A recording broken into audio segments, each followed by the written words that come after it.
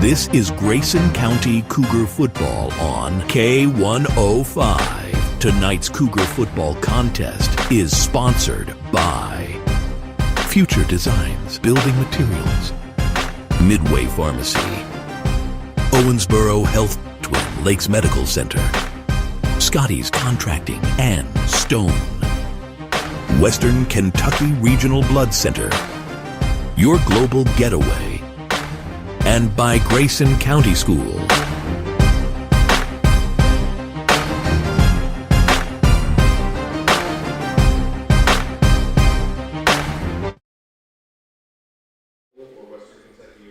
Thursday night lights shine in Hartford. The Grayson County Cougars, 2-4 and battle-tested, look to halt a two-game slide and climb back toward even ground.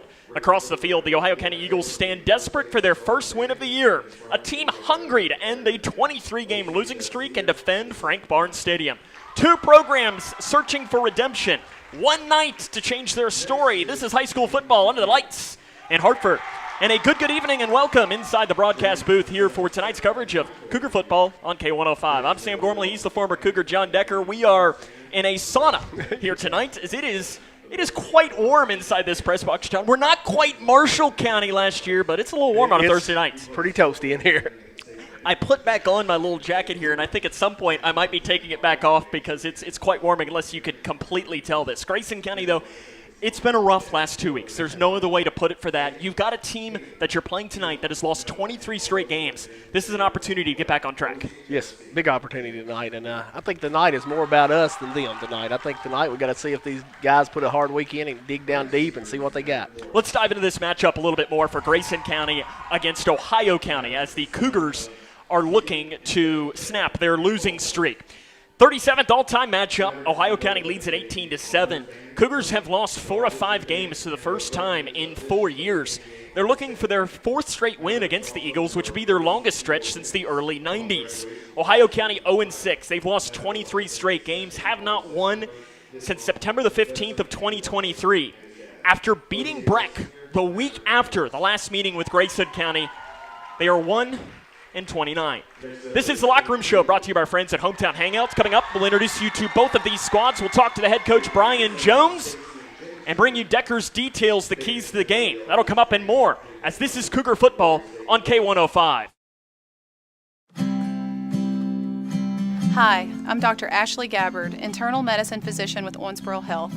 I'd like to talk with women 40 and over about having annual mammograms, even if there is no history of breast cancer in your family. Early detection provides women a strong advantage in fighting breast cancer. Ask your primary care provider for a referral and schedule your screening online at owensborohealth.org/mammogram. Dear Coach. Dear Coach. Dear Coach, they don't teach you that inner strength is the most important kind of strong. But you taught me that. They don't teach you how to build confidence in yourself or how to deal with all the pressures all at once. But you taught me that. First tee was more than golf. It's where I discovered what I'm capable of. You didn't just prepare me for 18 holes. You were preparing me for every day of my life. Learn more at firsttee.org. Connection builds community. It grows the minds of future citizens and leaders. Connection teaches. It encourages. It builds confidence. Through relationships, through partnerships, through small daily acts, through high-impact programs at all levels. Connection says together, we can. The one thing I know about Grayson County Schools, when you get the right people going in the right direction, anything's possible. We are GC Connected. When you bundle home and auto, good things can happen. You get a local agent who can help you choose the right coverage for you at a price that's right for you. Call State Farm agent Duda Hudson in Litchfield today. It's Kyle's last spin on his turntable. Yeah. And the first day of Kira's new career in IT. When you donate to Goodwill, you help provide skills training and career placement. And the things you loved start a new life too.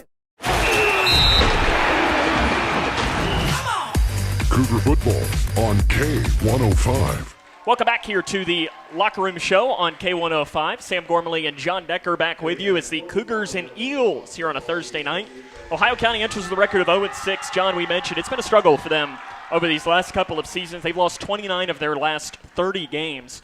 For the Eagles, it's their quarterback, Aiden Ferris. And listen, he's going to pass the ball, and he's going to have some success tonight. 64 of 120, 616, and 5 touchdowns, 4 interceptions. But, John, they really struggle to run the ball. They've run it 136 times for, what is that? That says 9 yards. Well, that's good to hear because we've struggled against the run the last few weeks, so I'm glad to hear that they struggle running the ball. Now, part of that is sack yardage. Yes. They've given up a lot of sacks this year, 37.5 through 6 games. Grayson County is going to have to find a way to exploit that tonight, especially for an Ohio County team that wants to pass as much as they do. Yeah, if they're going to pass that much, you just got to pin your ears back and go after them. Max Stauklef is the leading receiver. 19 catches, 257 yards, 2 touchdowns. Trey Abney is a big tight end over the middle. He has 17 catches for 138. Nate Blue, 13 for 96. The offense has struggled, averaging 7.5 points per game. They have not scored more than 20 points in a game since their last win, which came over 2 years ago. It's been 23 games since they've scored over 20 points. Defensively has been a struggle as well for this Eagles squad, allowing just under 40 points, 254.7 yards per game on the ground. If you take out the game against Warren Central, which we'll talk more about in 2 weeks when the Cougars play them, Warren Central loves to pass the ball. They're maybe not quite an air raid, but they're an air raid when it comes to high school. If you take them out, they're giving up almost 300 yards a game on the ground. For Grayson, they're going to have to establish the run tonight. Be a big night for Ethan Mudd and Jamycen Buster and some of those guys back there maybe. Pass defense a little under 100 yards per game on the ground. Grayson County trying to get back on track and pick up a win here in a non-district game. We'll take a break, introduce you to them after this. This is Cougar Football on K105. When you give blood, you give life. And when you give life, you change lives. Make a life-saving impact by donating blood with Western Kentucky Regional Blood Center, your hometown partner. As the sole supplier of blood products needed in Grayson County, your donation ensures a stable and adequate blood supply for you, your family, friends, and your neighbors. You are the hero when you give. Feel the power of community and compassion in every drop. Give life and change lives with Western Kentucky Regional Blood Center. Life is on the line. Struggling with mortgage debt from COVID? Team Kentucky can help. If you restructured your home loan and deferred payments to the end of your mortgage, you may qualify for up to $60,000 in assistance to pay off that debt. Help is also available for other COVID-related hardships if you meet income guidelines. Apply today at www.protectmykyhome.org. This ad is sponsored by Kentucky Housing Corporation, the Kentucky Broadcasters Association, and this station. Hi, I'm Bob with Hometown Hangout Sports Pub and Grill. You might have noticed we don't have fancy decor or celebrity chefs. It's true, we've ignored the trend of upscale dining and extravagant renovations. That gets pretty expensive, you know. And in the end, it's the customer who pays for those upgrades. Not at Hometown Hangout. Our guests come to us for one thing, to have a great time. Whether you're with the family, the whole team, or just friends, you'll love our fun atmosphere, exciting games, and great food. Hometown Hangout on West White Oak. See you after the game. Are you looking for the best building materials in Litchfield? Look no further than Future Designs Building Materials. The builder's choice on Quarry Road has everything you need to build your dream home. Jim writes, I'm so glad I came to Future Designs for my new roof. The staff was so helpful and knowledgeable, and they made sure I got the right materials for my needs. Thanks, Jim. Future Designs is more than just a building materials store. Future Designs Building Materials on Quarry Road in Litchfield. FDBM.net. Building on experience.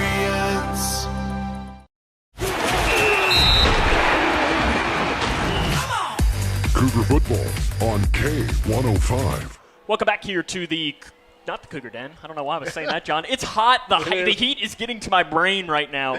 We're here at Frank Barnes Stadium in Hartford, Kentucky, as the Grayson County Cougars are about to take on the Eagles of Ohio County. Let's talk a little bit more about this Grayson County squad. As Jake Bratcher, the starting quarterback, we've seen some highs from Jake this year. We've seen some lows. This is a game against a team that we just mentioned struggling defensively that you think maybe we could get a little bit better, a little more yardage and some confidence built for Jake. Oh, I think this will be a good opportunity. And I'm sure we're going to see him run the option a little bit more tonight. 40 of 70 passing, 335, a touchdown, 4 interceptions for Bratcher. We could also see a little more of Trig Payne, 13 of 17 for 111 He's rushed the ball for about 20 yards as well. Ethan Mudd, he's the main running back, 51 for 202. Jamycen Buster leading with about 4.9 yards per carry. He's got about 112 yards per game on the ground for them. The receivers, though, have been, I think, a quiet pro to this Grayson County squad with Caden Tyner, Jamycen Buster, and Shane Hall. Yeah, they have. And, we've seen a couple big catches out of Tyner and Hall this year, so they've looked really good for the few opportunities they've had. We get to welcome in our coaches here. You're in with us tonight. They're looking, and they're quite upset, I think, by seeing this. Kaylor Decker thought he got away from me, but instead he's just going to be on the opposite end of the press box for me. Maybe we'll throw a headset over to him at some point for this. Grayson County defensively, John, they have allowed 40-plus points in consecutive games for the first time since 2020. That's got to change tonight. Yeah, it does. It's got to change. Like I say, I think if we could stop the run tonight, which we have been lucky, tonight we'll be all right. Camden Cornwell, the leading tackler for the Cougars, they have started forcing some more turnovers, and the hope is maybe you can get back to that here tonight. And I mean, for this defense, though, I mentioned Ohio County has given up 37.5 sacks this year. You're a former defensive lineman. That's got to make you start frothing at the mouth. Oh, you are. You're licking your chops, and you're pinning your ears back and going after that quarterback. If they gave up that many sacks, and then maybe your pressure will create some interceptions for the secondary. Grayson County, 2-4. They are coached by Brian Jones. We'll take a break, talk to him, get his thoughts on the matchup after this. This is Cougar Football on K105. Midway Pharmacy is your trusted local partner in health and wellness, offering free delivery so you never have to worry about picking up your medications. The friendly staff knows you by name and is always ready to assist you. Living and raising our families in the same community, they understand your needs. With a wide range of services and personalized care, Midway Pharmacy is here to make your life easier and healthier. Visit or call any countywide location today of Midway Pharmacy. Okay, time to see if I got it.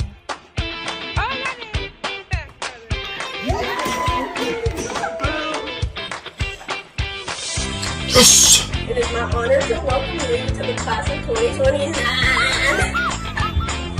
See you, teacher!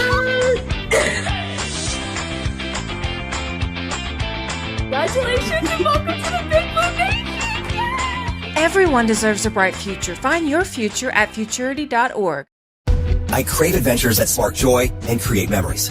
Sailing the seas with Royal Caribbean or exploring the magic of Disney parks. And with your global getaway, my dreams are expertly crafted. From all-inclusive Caribbean resorts to tailor-made itineraries, Mark turns wanderlust into reality. Why settle for ordinary when you can have extraordinary? Your Global Getaway. Expertise in unforgettable vacations. Call Mark at 270-296-0106 or visit yourglobalgetaway.com. Start living your travel dreams today. Yes, start living your travel dreams today. Smith Overhead Door isn't just about opening and closing. We're about safety, security, and style for your home or business. As a Future Designs company, we're lifting expectations across Grayson and surrounding counties with top brands like CHI and Chamberlain. Hey there, I'm Kevin Brooks with Smith Overhead Door. Whether it's a sturdy LiftMaster for your garage or a sleek Clopay door for your shop, we install and service with a commitment to reliability. Smith Overhead Door, we're opening up possibilities. Secure your entrance at SOHD.info. Welcome back to the Locker Room Show here on K105. Sam Gormley joined now by Coach Brian Jones for the Grayson County Cougars. Coach, the game against Barron. With a film like that where it's not pretty, do you watch it more, less, or really just about the same, and what'd you learn? I think we went kind of about the same as we have been. And, I think there was some really nice things about some of our passing protections as well as completions and things like that. We've threw it quite a bit, and I felt like Jake did a pretty good job. And, I think he's one that's consistently getting better and better and more comfortable, I think, in some situations for us. A couple weeks ago we ran a lot of option, and that's something that he's not done a great deal of. And then Greenwood, as we move along, we start throwing it a whole lot. And, he's responded well to both of those things. So, I think, again, we're going late into the first half and have an opportunity to go into halftime 7-0, which is very manageable. they score, get the ball at half after this, start the second half, and it goes from a 1-score game and to a 3-score game in probably a matter of 3 minutes on the clock. That was just kind of heartbreaking. We got to do better in those situations of, getting stops so that it doesn't go from manageable to out of hand in such a hurry. But, so there's some good stuff. I think we're going to try to expand on the passing game a little bit. And like I said, our protections were pretty well, but we've got to be able to run the football. And that was probably the worst game as far as running goes that I've been a part of in the last 20 years. Controlling the line of scrimmage, moving the line of scrimmage into a positive manner for our group didn't happen a whole lot in that game. When we flipped the film on and we watched it, the line of scrimmage was moving into our backfield when we were on offense, and it was moving towards our linebackers when we were on defense. So, we've got to fight more up front and win the line of scrimmage. Thursday games, so that short week. Is that overrated as a storyline, or is that legit of having one less day to prepare? No, I think it's legit, especially for, a team that's in our situation where we're trying to correct mistakes and get better every day. And so that's one less day that you have to work on some of those fundamentals and things that we need to do better to be more successful. So there's no doubt that I think it's real. Now, on the flip side of that, it depending upon how much you want to focus on what the other team's doing, that's probably variable a little bit. For us, we're still focusing a lot on us and what we have to do better. And so, it doesn't necessarily affect us nearly as much, being concerned about their formations and plays as much as, it's just one less day for us to work on fundamentals. Ohio County has been struggling over the last couple of years. They'd have to admit it to you. They haven't won a game in over 2 seasons. With a team like that, in my opinion, the worst thing you can give them is belief. How do you make sure right off the bat that you don't give a team like that belief? Well, I think you got to take some shots and try to get some early scores and jump out. The longer the score's close, the more that they start to grow in their belief that, this could be the one. And they've been close here lately. And so I think, they're building that momentum towards getting that first win. And so, we've got to strike early and often and try to kind of get up a couple of scores, and hope to break their will a little bit and then keep the gas on the pedal. So, but, if you allow them to stick around, the longer that goes, the more energy they build. Defensively, offenses have been able to move the ball against them, both on the ground and then Warren Central had a lot of success through the air as well. How do you do it? Well, I think they are pretty focused on what they want to do. They limit what they do offensively. They just have a couple formations and those kind of things. So, we've got to first and foremost get lined up right and, be able to not be outnumbered in some of the things that they want to do and run the quarterback in different situations like that. But offensively, we've got to finish drives with points. And we've moved the ball a little bit here and there and over the last few weeks, not nearly enough, but we definitely haven't been finishing with enough points. In order for us, I think, to be successful, we've got to live on the positive side of 21 points and try to hold people under 21 points. That's kind of always been the threshold, I feel like, for us here, all the way back to when I first got here with Coach Smart. We felt like if we scored more than 21, we had probably a decent chance to hold people under 21. And, that gave us a pretty good shot. But I'd like to see us, have a couple of scores early and then get a few stops and try to get, on the right side of that 21-point threshold. They've allowed 37.5 sacks through the first 6 games of the season. That's a big number. How do you exploit that? Well, I think, we're going to have to pin our ears back a little bit. On paper they look like they're about a 1-to-1 pass-to-run ratio, but I think a lot of their rushes started off as pass and ends up in quarterback scrambles. And so, I think we'll be able to pin our ears back a little bit and try to get back in the backfield and get after the quarterback because I just think that they're so pass heavy, and so just give our guys a little bit of freedom to rush the quarterback. Coach, good luck. More comes up in the Locker Room Show, brought to you by Hometown Hangout after this. Paying for your student's college can feel overwhelming. Scholarships and grants help, but they might not cover everything. That's where the Kentucky Advantage Parent Loan comes in. With competitive low interest rates and no application, late, or other fees, the Kentucky Advantage Parent Loan offers a smooth and affordable solution. Owned and managed by a state-based nonprofit lender, we're committed to helping families like yours. Apply today and take the next step in supporting their dreams. Visit KentuckyAdvantageLoan.com or call 800-988-6333 to learn more. When I grow up, I want to be a ballerina.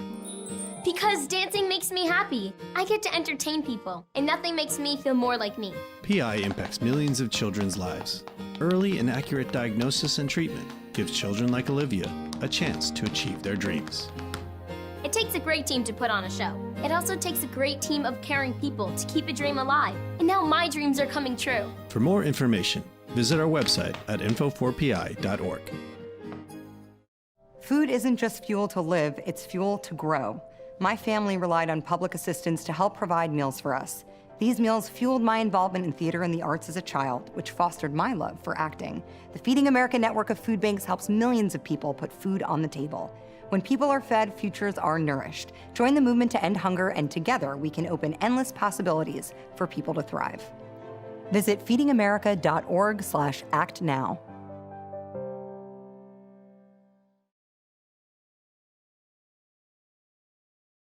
For each life moment, your kids could get free or low-cost health coverage from Medicaid or CHIP. Kids up to age 19 are covered for checkups, vaccines, dentist visits, hospital care, and more. Your kids may be eligible now, even if you've applied before. And if they already have Medicaid or CHIP, remember to renew every year. Get started now at insurekidsnow.gov. Paid for by the U.S. Department of Health and Human Services. Barnes Stadium in Hartford, Kentucky, Grayson County and Ohio County. John, we're flying through this Hometown Hangout Locker Room show. As typically we take a little bit longer on this. I peeked out at the time, and I'm ahead of schedule. That's rare. Usually I'm like trying to catch up, and I'm like, hey, John, you got to hurry up on your – I give you like 30 seconds to give Deckers details. So today you get 25 minutes now. I don't need to give your Deckers details for this. But with this game, what are the keys? Up front, both sides of the ball. We got to get the run going up front on offense, good blocking, and pretty much on defense, we've got to make sure we pin our ears back and make that quarterback make mistakes. And it'll be a good night for us. Can I add in a strategy of my own here? What's that?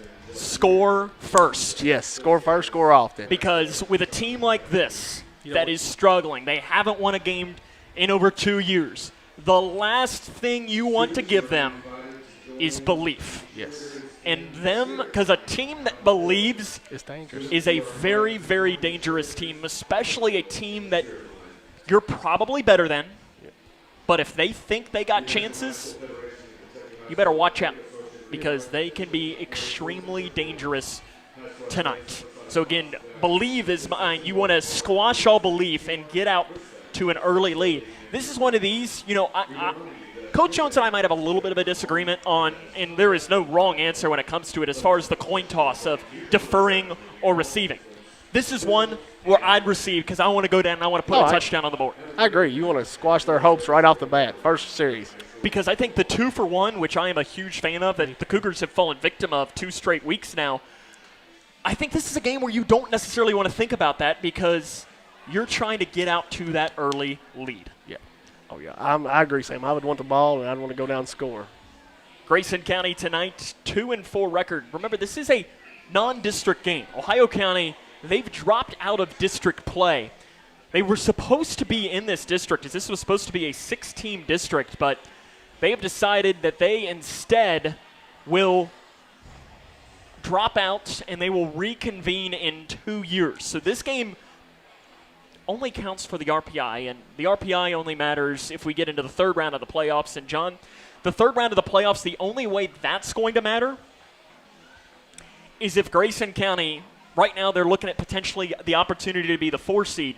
That would mean that you would have to beat Owensboro or Madisonville in the first round. And at that point, you do that, then who cares about the RPI? Exactly. Who cares about the RPI? So really, this game doesn't mean a whole lot, but at the same time, it means a whole lot because you don't want to go into a bye week with a three-game losing streak. No, you don't. And I think this may be the biggest game left on the schedule because this could be the difference of your team stepping up and going into the next game at Warren Central in a district for a big win, or this could be the difference in your team giving up if you lose tonight. Especially with fall break coming up. Yes. Fall break, that break, if you're sitting on the beach in Florida or you're going on a cruise, right? Yes. Or that cruise is going to feel a little better after a win than it would be after a 3-game losing streak. Yeah, you don't want to do that. Lots of thoughts come in your head after a 3-game losing streak, so you want to leave the night, go on vacation in a high note. Grayson County and Ohio County. The 37th all-time meeting, Ohio County leads at 18-17, but the Cougs are looking to tie that up. We'll take a break. This has been the Hometown Hangout Locker Room Show. When we come back, it'll be the Cougs and the Eagles as the Cougars look to ground the Eagles here at Frank Barnes Stadium on a Thursday night. This has been the Hometown Hangout Locker Room Show. This is Cougar Football on K105.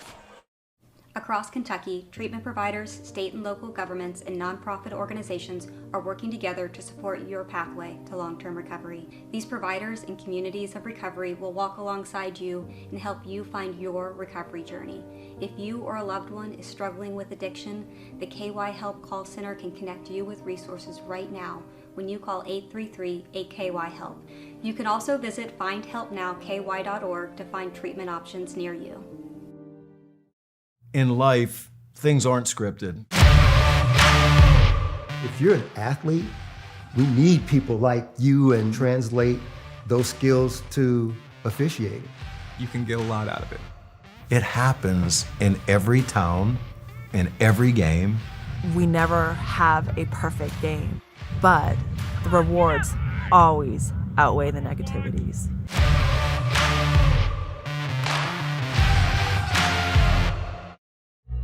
Everyone has a ritual, that small thing that keeps us focused. A habit we never skip to clear our minds and elevate our performance. But what do you do to keep your head in the game, to drown out that self-doubt and support your mental health? Because being your best isn't just about taking care of your body. It's about taking care of your mind and your mental health. Discover the resources that you need to keep your mind focused and your mental health a priority.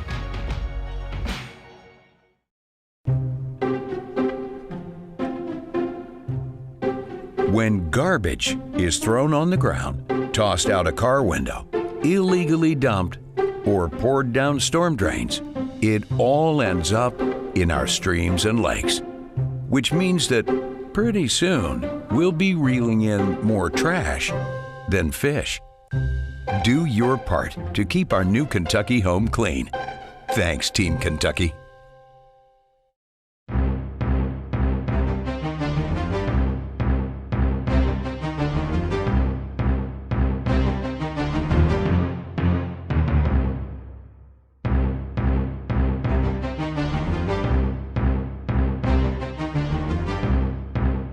This is Grayson County Cougar football on K105. Tonight's Cougar football contest is sponsored by Future Designs Building Materials, Midway Pharmacy, Owensboro Health, Twin Lakes Medical Center, Scotty's Contracting, and Stone, Western Kentucky Regional Blood Center, Your Global Getaway, and by Grayson County School.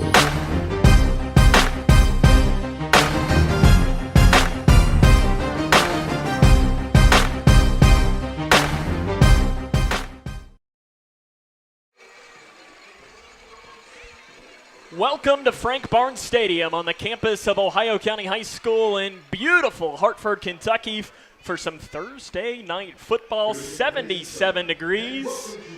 It is a warmer night for the first, it is. I almost said Friday in October, the first Thursday in October, but John, We're getting closer into football weather. It is.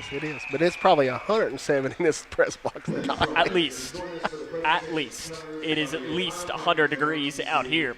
So they're getting ready to do the national anthem. They do this right before the game. So what I'm going to do is I'm going to kill a little bit of time here, and as soon as they get ready to start it, I'm going to send us to break when they get off to the field, and then we'll have all of the play-by-play of Grayson and Ohio County coming up after this as the Cougars look to snap their losing streak today as they take on this Ohio County squad who is also looking to snap a losing streak. Cougars and Eagles here in a non-district matchup on the first Thursday of the month of October. And the play-by-play comes up next as this is Cougar football on K105. Hi, I'm Dr. Ashley Gabbard, internal medicine physician with Owensboro Health. I'd like to talk with women 40 and over about having annual mammograms, even if there is no history of breast cancer in your family. Early detection provides women a strong advantage in fighting breast cancer. Ask your primary care provider for a referral and schedule your screening online at owensborohealth.org/mammogram. Dear Coach. Dear Coach, they don't teach you that inner strength is the most important kind of strong, but you taught me that. They don't teach you how to build confidence in yourself or how to deal with all the pressures all at once, but you taught me that. First tee was more than golf. It's where I discovered what I'm capable of. You didn't just prepare me for 18 holes. You were preparing me for every day of my life. Learn more at firsttee.org. Connection builds community. It grows the minds of future citizens and leaders. Connection teaches. It encourages. It builds confidence through relationships, through partnerships, through small daily acts, through high-impact programs at all levels. Connection says together, we can. The one thing I know about Grayson County Schools, when you get the right people going in the right direction, anything's possible. We are GC Connected. Welcome back to Hartford, Kentucky, where they're currently walking the flag off the field as they do. Every spot's a little different where they do the national anthem, and today they did it right before the game, and they have cleared the field right now. John, this Grayson County squad, it's not been great the last couple of weeks. There's no other way to put it than that, and, Brian Jones would be the first one to admit that.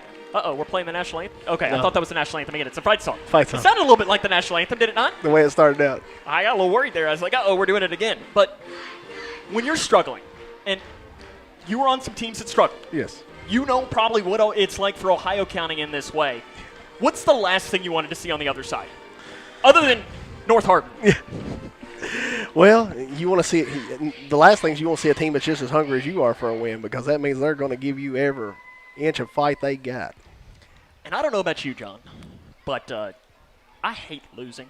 I hate losing more than I like winning. I agree. And that is, I think, how you need to play this game. It is exactly how you need to not ever want to lose, no matter what we're doing. I'm going to be honest, too, to our video audience here tonight, John. Our camera operator is probably going to be pretty awful, and that's because it's yours truly doing camera. We have one of our crew members feeling a little under the weather.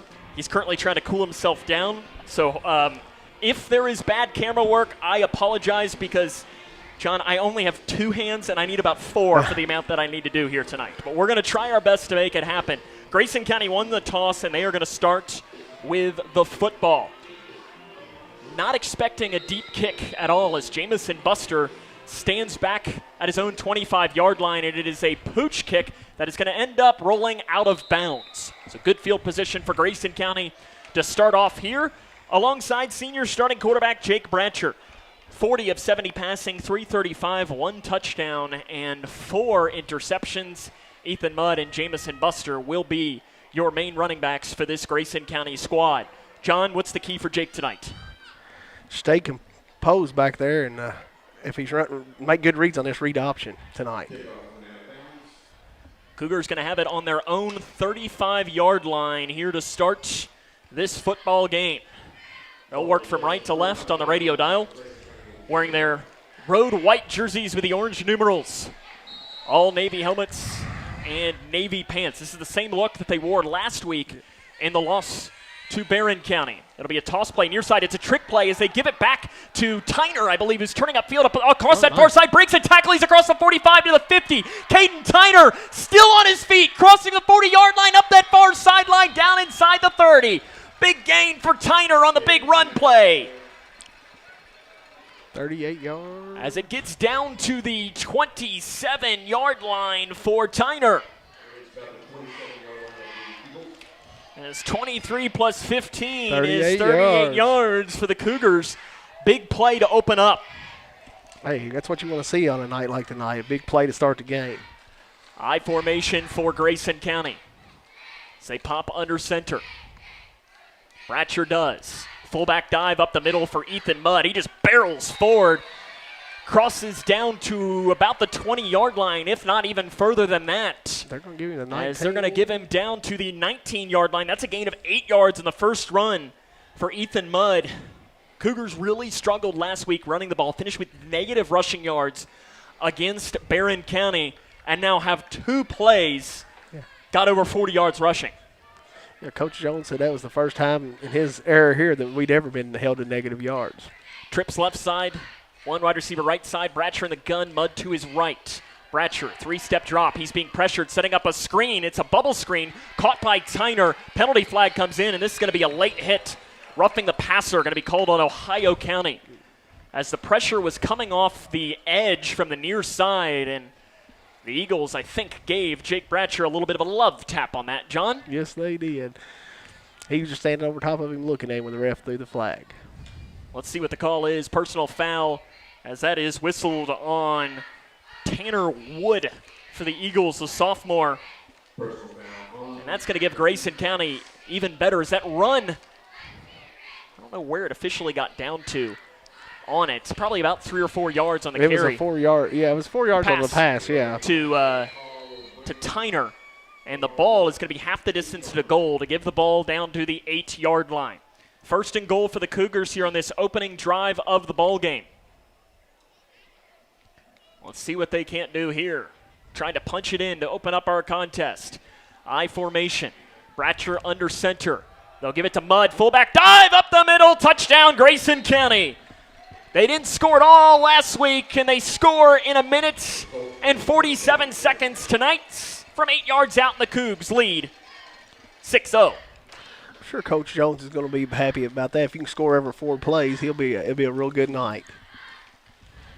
10-13 remaining in this first quarter. On to attempt the PAT is Lane Beasley.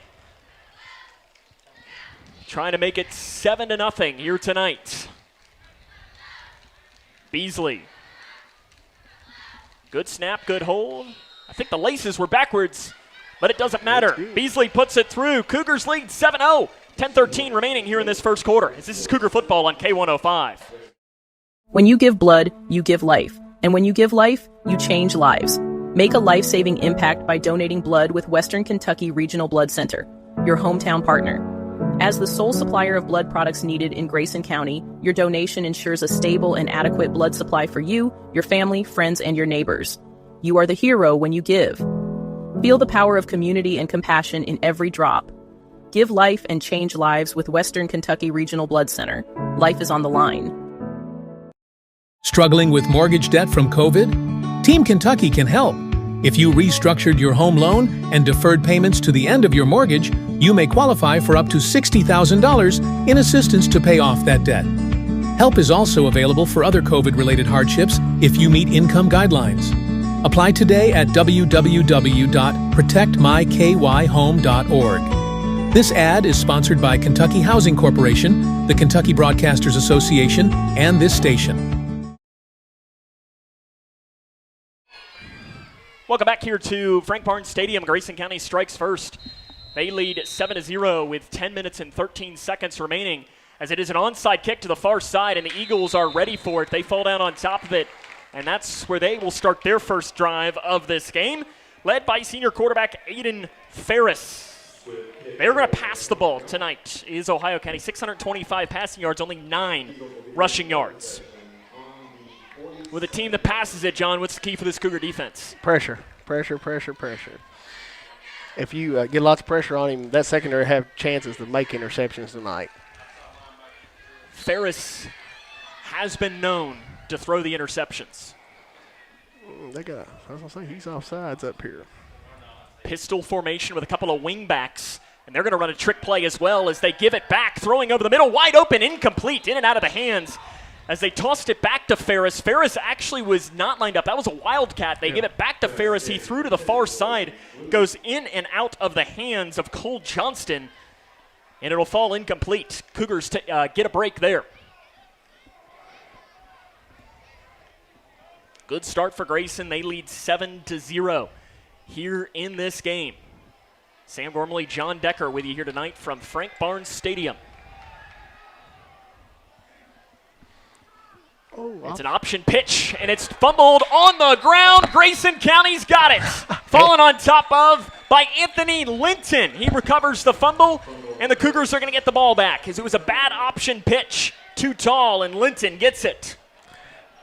That might be the easiest fumble recovery Anthony Linton will ever have.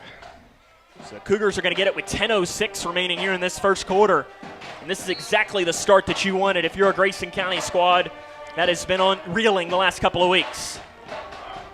They'll get it on their own on the Ohio County 41-yard line, rather. Two wide receivers on each side. They only went through the air one time on that opening drive, but they were having a lot of success running the ball. Bratcher in the gun. Three-step drop, being pressured. He's wrapped up once, gets out away from a second tackler, gets away from a third, and there he goes over that far side. Penalty comes out as Bratcher runs near the first down marker. It might have been a late hit out of bounds. They don't whistle it. How about the job of Jake Bratcher showing his inner Joe Burrow running the pocket on the inside? Oh, man, he did a good job escaping. He was hit twice. I thought he was sacked. This might be a hold. I think somewhere it's thrown. You would think it is, or maybe when he was contacted, it was high. Maybe they grabbed the face mask. Well, that's true.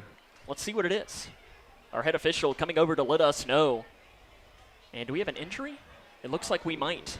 Yeah, there's an injury on that far side. I can't see who it is. Well, it's where Bratcher went down, but I'm not sure if that's it's him. not Jake Bratcher.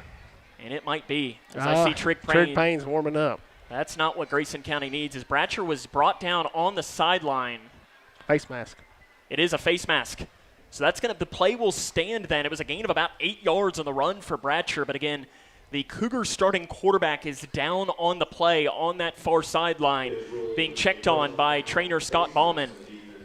And you know, John, as a backup quarterback, it's one of the worst jobs, I think, in all of sports, because you never want your number to be called, but at the same time, you kind of do. Yeah, exactly. You're right. You know, you never want to see your starter get hurt, but you're always ready. You should be ready, and you're always wanting playing time. So let's see. This is a good opportunity for Trig to come in and some moments that count and see what he's got. And we're going to play here, since Bratcher is off the field, they're going to keep working on him over there. The penalty brings the ball down to the 17-yard line. So it turns out to a huge gain. Grayson County has it first down and 10 from the Ohio County 17.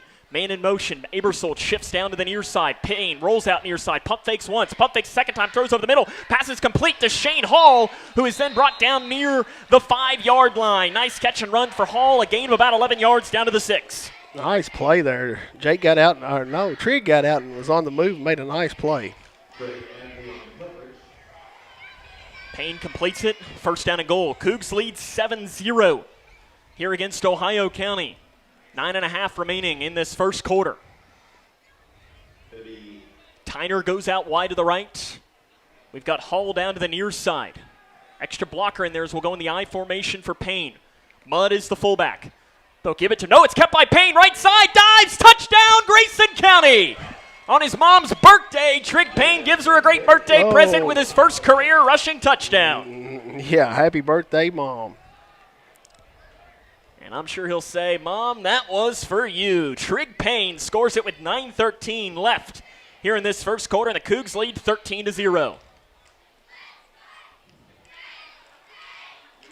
Lane Beasley on to attempt the extra point. He's 1 of 1 today. Looking to make it 2 of 2. Good snap, good hold. long enough, and it is through the uprights. Cougs lead 14-0, and John, when you're a team that has been reeling, this is exactly the start that you want. Yes, it is. We said we wanted to get off to an early start, score first and score often, so we're how many minutes into the first quarter? Two minutes and 47 seconds in, and we've got 14 points. It is so important, too. To me, the best part about that, though, is you turned a fumble into points. That's what good teams do. When you make a mistake, they make you pay. Yes, they do. And, up front, offensively and defensively, I think we've looked a lot better tonight. That makes the quarterback, no matter who it is, his job a lot easier. Cougars went on an onside kick last time. They're trying to make this, but right now Grayson County, we've got 84 yards of total offense for the Cougars as they have run 6 plays, 84 yards. I don't know about you, John, I think that'll do. I think that'll make Coach Jones happy. I'm sure if you ask him, he'd say if you scored twice, he'd probably say 2 plays would be great, but hey, 6 will do. Yes. Here comes the kick. Evan Hasty kicks this one away, far side. Caught along the sideline. Probably should have let it go out of bounds. In fact, backpedaling and going out of bounds on the catch was Ohio County. So it was caught by Wyatt Ralph. And, John, that's one that you just got to let go out of bounds. Yeah, you got to let that go.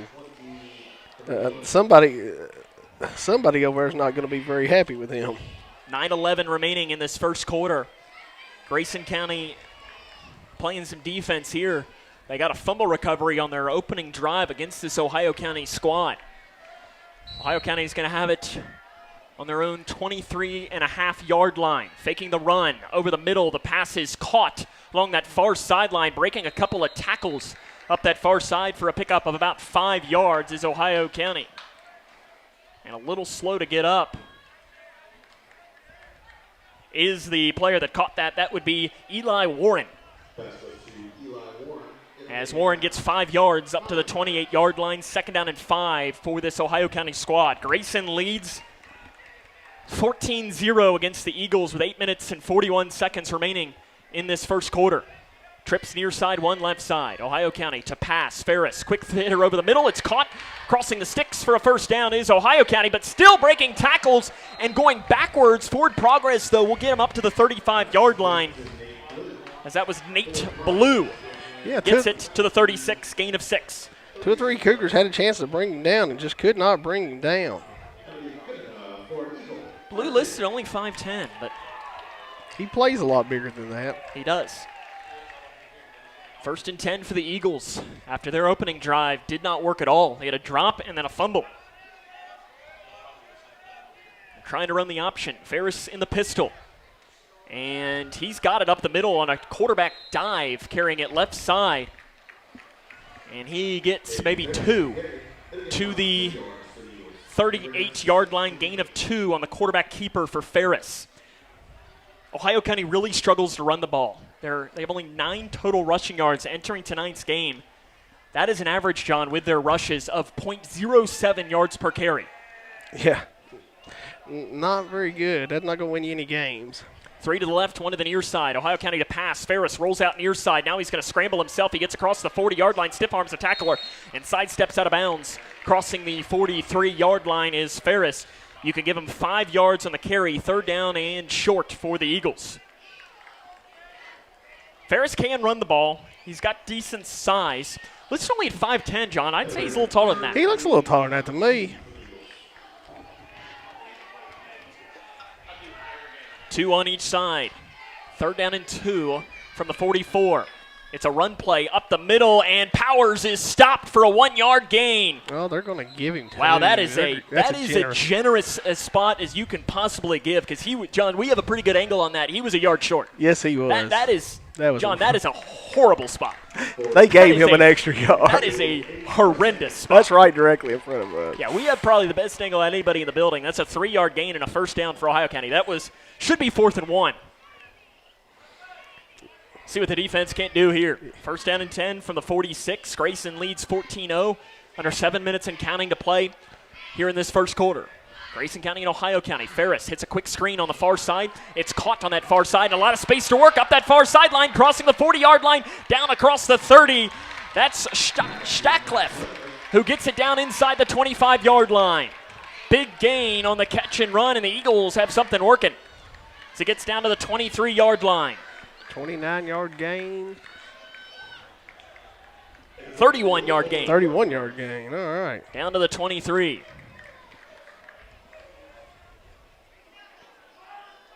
So it was just a quick hitter, and they had numbers out there. Cougars weren't ready for it on the screen. First down and 10 for the Eagles. Trying to make it interesting as Grayson leads 14-0. Ferris sets up a screen near side. It's caught by Blue at the 35-yard line, inside the 20, inside the 10, and he is inside the end zone. Touchdown, Ohio County.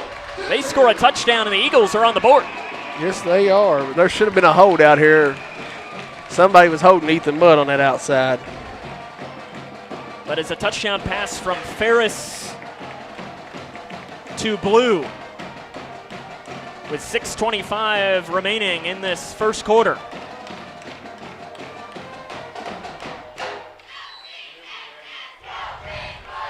Extra point being attempted by Johnston. 1 of 3 this season. The right-footed kicker. Line drive kick. That is no good. Misses it. Makes it 14-6. And we've had a lot of points here already in this game, John. Yes, we have. If you want to see offense, this is a good game to be watching. You got to be ready, too, here. If you're Ohio County, you very well could see another onside kick. You could. They got nothing to lose here. They don't have playoffs coming up. This is no playoff implications. It doesn't for Grayson either, but you got to find a way to get some points here. Yeah, you do. You just got to be ready. Like I said, our front 5 or 6 here needs to be ready for an onside kick. The Eagles have not won a game in over 2 years. The last time that they won a game, you'd have to go back to September 15th, 2023. Grayson County played here 3 years ago. The week after that, the Eagles defeated Breck. Since that point, after defeating Breck, they are 1-29. Wow.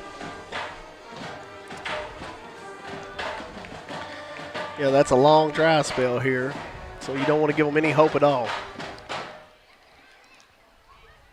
We've got everybody up close. And it is a shorter pooch kick, caught back by Buster at the 29-yard line. Right up the middle goes Jamycen Buster, and he'll get it up to about the 48-yard line. So about a 17-yard gain for Jamycen Buster on the return, and the Cougar offense is back out there again. Jake Bratcher left with an injury. We're trying to see who will be the starting quarterback right now. I have not seen Jake on the sideline. But do we have any quarterback out there? Oh, Jake, I think, is back in. Yeah, Jake just came in. So Trig Payne scored the rushing touchdown. And with 6:19 left here in this quarter, Grayson County back out. Whole lot of points early on in this game. Grayson County 48-yard line, I formation. Bratcher on the give to Mudd, right side, big hole, gets across the 45-yard line, spins down across the 42 and is driven backwards, but that should be enough for a first down, Grayson County. 11 yards. He will get 11 down to the 41. Good first play of this after the Eagles had scored a touchdown.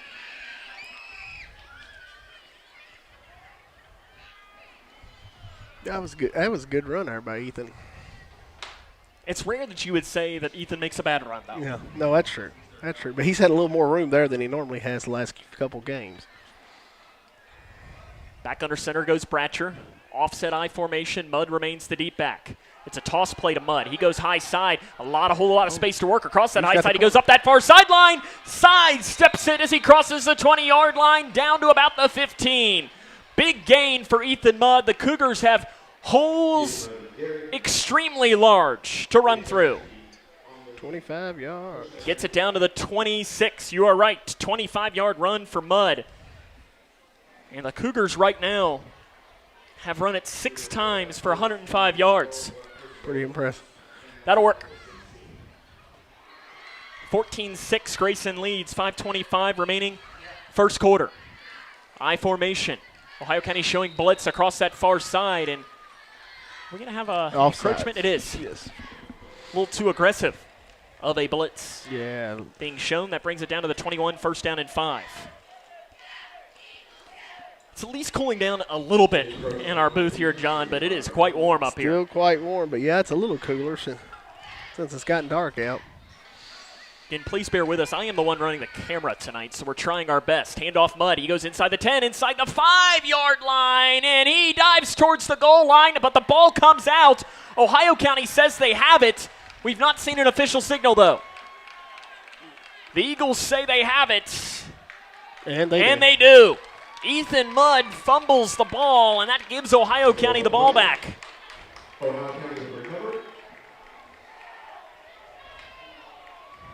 Now that, John, is not what you wanted. No, it's not. Because now you're giving the Eagles a sense of life. Now they do have the ball deep in their own territory. And let's see where they're going to place this. They're going to spot it. What are we going to say about the 1? The Ohio County 1-yard line. Ferris to pass. He goes far side. Pass is caught and scurrying out of bounds. It's the 2 is where that ball goes. As it goes to the 7-yard line, it is a gain of 5 yards. This was caught by Ralph on the far side of the field. 2nd down and 5, 14-6. Grayson leads, 4:45 remaining in this first quarter of play.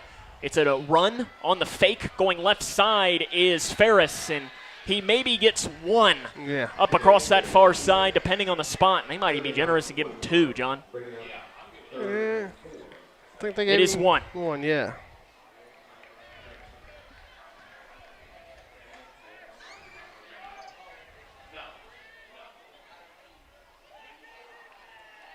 Third down and about 3 for the Eagles. Ferris to pass. Rolls up, steps up in the pocket, and is sacked. Nice sack there. Coming across the edge, a big sack by Grayson County. I think that might have been Evan Hasty in there for the Cougars. And the Eagles will presumably be forced to punt as the ball goes back to their 5-yard line. I don't think you can go for this, John. No, you can't do that. As back to receive this is Caden Tyner. He stands back at his own 35-yard line. No, they actually have the offense on the field, does Ohio County. Oh, yeah, they got a slot. They got an up back. And now they are going to punt it away. Little pooch kick coming down to the near side of the field, and it is going to bounce and take a huge Ohio County roll across the 40-yard line.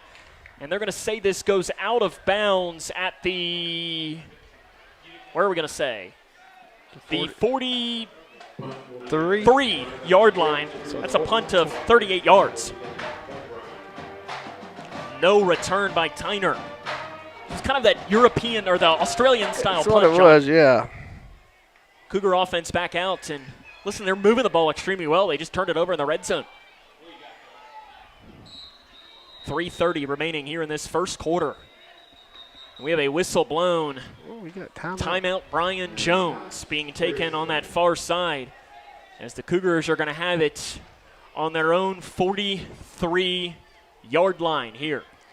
Sam Gormley and John Decker with you here on the call. John, there's not a whole lot of games for me to bring you tonight.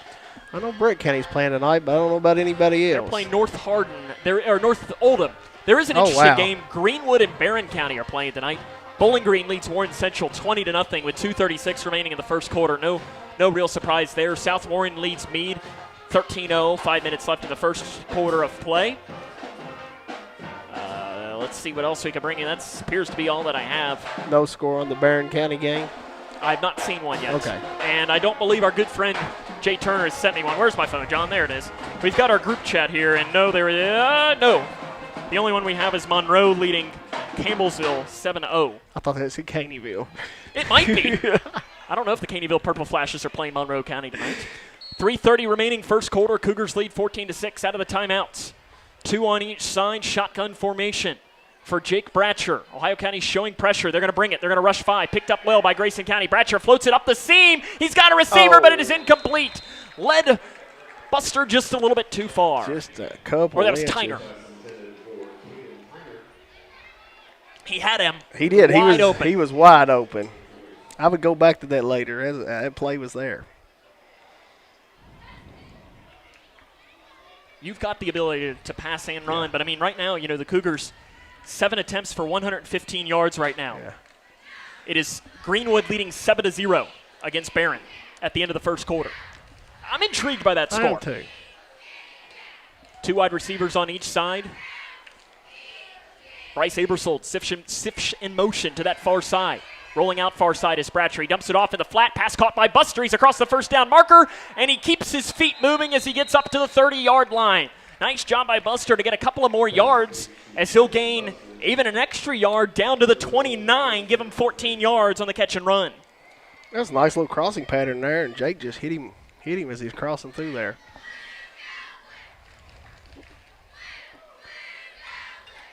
Cougars doing really whatever they want on offense. Yeah, I mean, passing, throwing, just that one fumble. Other than that, you can't complain about anything they've done tonight. Yeah, 130 yards of offense on 10 plays. That'll do. That'll make most coaches happy. 1st and 10 from the 29. Cougars lead 14-6, trying to add to their lead. Mudd to the right. Ball placed in the far hash. Bratcher, 3-step drop, rolls out far side, block as it's thrown off to Mudd in the flat over that far side. He catches it at the line of scrimmage and carries tacklers down across the 25-yard line. Nice little catch and run for Ethan Mudd. Yeah, he got about 7 yards on that little short pass. Down to the 23, that'll be 6 yards for Mudd. Okay. Mudd did a good job there. He was pass blocking, and he just gets rid of his block, and he set safety net for Bratcher. Yeah. 2:10 remaining in the first quarter. 14-6, Grayson County leads. Under center goes Bratcher. It'll be the I this time. Mudd is the fullback. They'll give it to him. Fullback dive up the middle. Let the big man eat. He fumbled it on the last drive, but he'll carry this across the first down marker down to the 15. Gain of 8 for Ethan Mudd. When he gets going, he's hard to bring down on that fullback dive there. And I like that you're giving him the ball right back after the fumble. Now we need to set that up where Jake pulls it and just goes around the corner. He ran that to perfection against Greenwood. Yes, he ran it great against Greenwood. The pitch to Buster on it. Maybe that's what we'll see here. 1st and 10, Grayson. They're going to give it to Buster, a counter play up the middle. He breaks a tackle at the 15 and then is dropped by one of the linebackers down at about the 11-yard line. They're going to place it. I think they're even going to give him the 10. Yeah. Buster gets 5 on the run. 1:16 remaining first quarter. 14-6 Grayson County leads as this is a very long quarter, John. Yes, it is. In fact, they move it back to the 11, so it is only 4. Did they? Okay. I think that's right. Yeah, I think that's where he went down. But the side judge did have him on the 10 when I looked. 2nd and 6. Showing Ohio County showing pressure again up the middle. They rush it. Bratcher keeps it himself this time. He goes right side. He's across the 10-yard line. Penalty flag comes in from behind. Thrown by the umpire, and I don't know what this is going to be. I think it's going to be a face mask. I'm not sure, but it looked like he tackled him up high and his head snapped around. Right now the ball is down to the 6.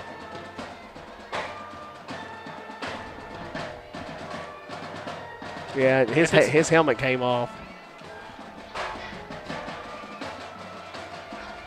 They're going to bring the call to us, and they're moving it forward. Personal foul, face mask called against Ohio County. The ever-popular 3-yard face mask. Yeah, Bratcher got 5 on the carry and gets 3 on this one. On the penalty. What I like tonight, Sam, is we have 0 penalties, and they are already at 5. I hope you didn't just jinx it. I know. If there's a penalty on this play, it's my fault. It's on you. Under center goes Bratcher. 1st and goal from the 3-yard line. Ohio County showing pressure. Bratcher gives to Mudd, left side. He runs over a tackler. He's in the end zone. 3-yard touchdown run for Ethan Mudd, his 2nd of the ball game. Ran right behind Maddox Anderson. Yes, that's a good pathway to the end zone. Little roadblock there, and Maddox just made a nice hole for him there. Easy touchdown. Lane Beasley to attempt yet another extra point. 2 of 2 tonight. Trying to make it 3 of 3 and make it 21-6 Grayson County. A little bit of a high snap. Good job putting it down. And Beasley boots it through. 21-6 Grayson County leads. with 22 seconds remaining in this first quarter. I did see a couple of scores that came through. Bowling Green leads Warren Central 20-0 at the end of the first quarter. And Greenwood leads Barron 7-0 at the end of the first quarter. Okay.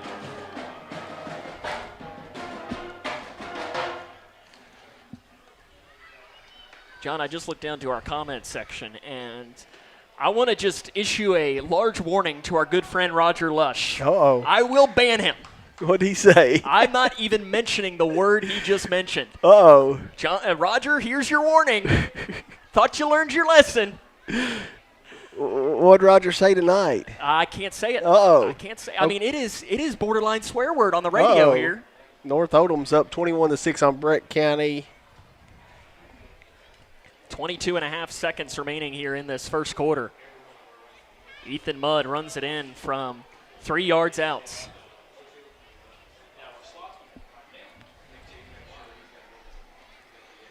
Okay. High-scoring game already. Yes, it is. I like seeing this offense tonight. Cougars have gone onside and short pooch kick. Let's see what they'll do this time. They're expecting it deep. They got 2 guys inside the 5. I'd kick it deep here. And it's another onside kick, and again fallen on top of by the upback. You got to give a lot of credit to Ohio County, as that falling on it back-to-back times is Connor Gott, the freshman. Yeah, they've kicked it to him twice, and he's caught it twice. 20.5 seconds remaining in this first quarter. Ohio County has it on their own 48. In fact, the last time they had it on their own 48, they ended in a touchdown. Yes, they did. Uh-oh. Everybody. And everybody runs for Ohio County, and now it'll be, how about starting it on their 43 instead? And that was a false start called against the Eagles, as you could call that on about 5 different players. All 5 receivers took off downfield. Something tells me that might be on the old center. I would think so.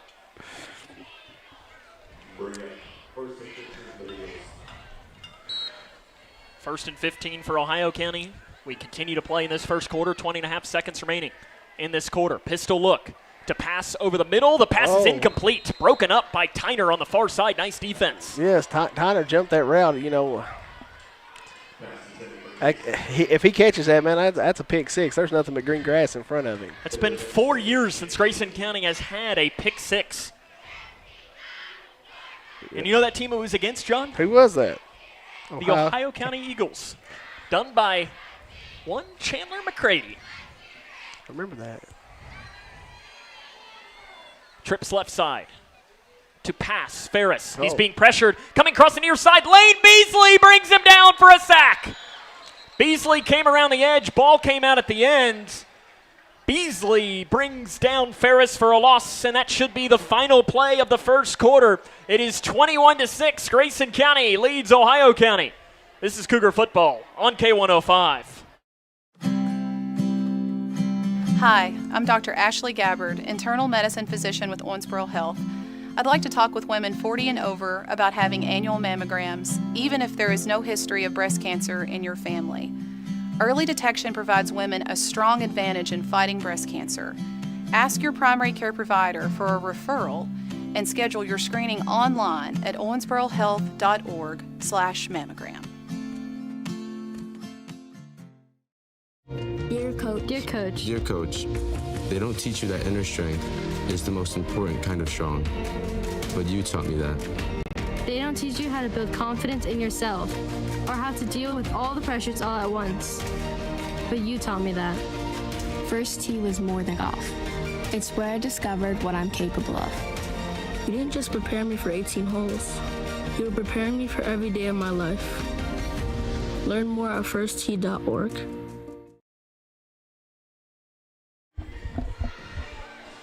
Welcome back here to Frank Barnes Stadium. It was a loss of 4 yards on that sack by Lane Beasley. The Eagles, we touched on in the open, have been sacked 37.5 times this season. And the Cougars already have 2 of them tonight. Got a my time by the ref. What's our issue here? I don't know. He's looking at our sideline. Oh, they're issue with the chain gang. Okay. Maybe they fell asleep a little bit over there, John. It's a little warm. Actually, probably feels a lot better outside than it does inside here. I would say they forgot to switch directions of the field where they were so close to midfield.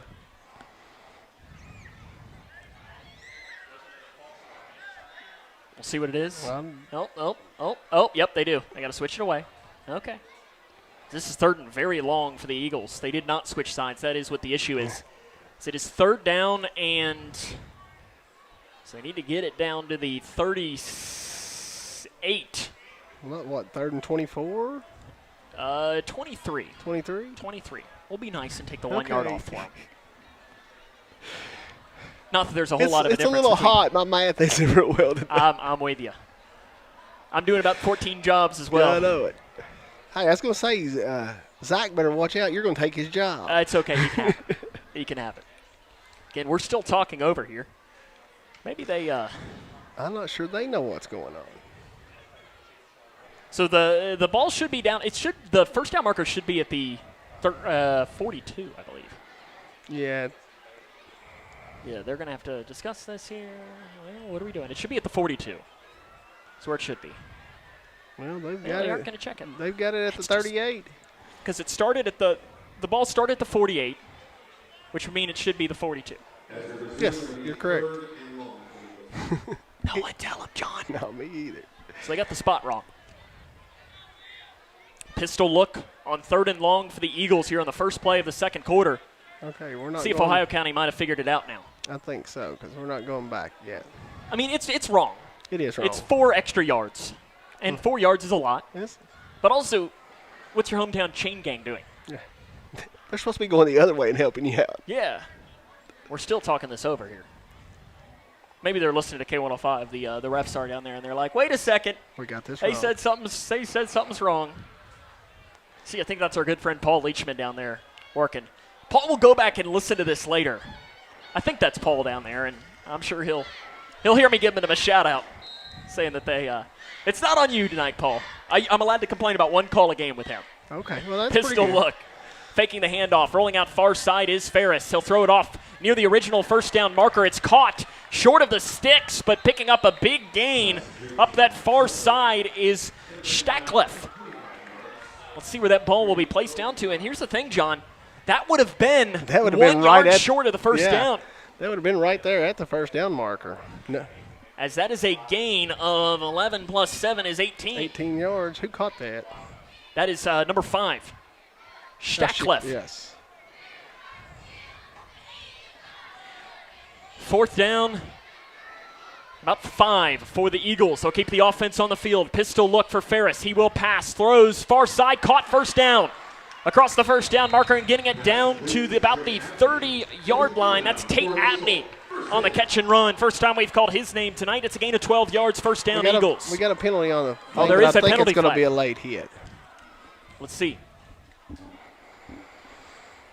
Evan Hasty is looking guilty. It is roughing the passer.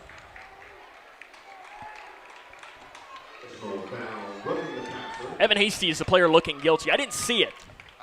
Doesn't mean it didn't happen. I just didn't see it. I saw where he threw the flag, but I didn't see it either. I was looking down the field. And ball now moves down to the 16. That is a big penalty on fourth down. 21-6, Grayson leads, 11-17 remaining in the first half. Back to the pistol. Trips left side, one right side. Ball placed to the far hash. Eagles from right to left now in this quarter. In the gun. High snap, Ferris going to throw an RPO down near side. Stackliff catches it, but he's blown up immediately by Caden Tyner. Nice tackle by Tyner. We're going to say a gain of, about 4. Down to the 12. 4 yards on the catch. It's a little RPO, but it was a long developing RPO. Yes, it was. And there's an injury down on the play is for Grayson County. We do have an injured Cougar. Is that Tyner? It is Caden Tyner, I believe, is the injured player. Tyner down on all fours. He took his helmet off. Trainer Scott Ballman is running out to check on him right now. We invite you to stay tuned in. At halftime of today's game, we'll have our Cougar Conversations. John, tonight we're talking with Miss Cody Mooneyhan from Grayson County High School, Family and Consumer Sciences, FCCLA. A lot of really good stuff happening in that department. I mentioned, you'll see this to Cody in the interview. I said, man, when I was looking at these, all I see is they win. It's just loaded up with wins. Yes, she has a good program there. So make sure you stay tuned in. And remember, the full version will be posted tomorrow on our YouTube channel. So you'll get the opportunity to watch that, as we sadly can't put it all in there. Hopefully you've been watching the full versions of all of our Cougar Conversations all week. I really enjoyed the full conversation with Mallory Thomas as well last week. Caden Tyner walking off on his own power, being talked to by trainer Scott Ballman. Give a shout out to Scott. He's worked hard this year. He has. He's had a busy last couple of weeks. He doesn't like that as much. No, he doesn't. I talked to him after the game the other night at Barron County. I said, well, I'm glad I didn't see you as much. He said, well, I was on the sideline doing a lot of work, maybe not on the field. Pistol look. 10.5 and counting. Ferris, play fake. Rolls out far side. Throws, incomplete. As it was intended, I believe, on that far side for Abney. There's a flag on the play as well. At least I heard our PA announcer say that. I don't see it. I don't see it either.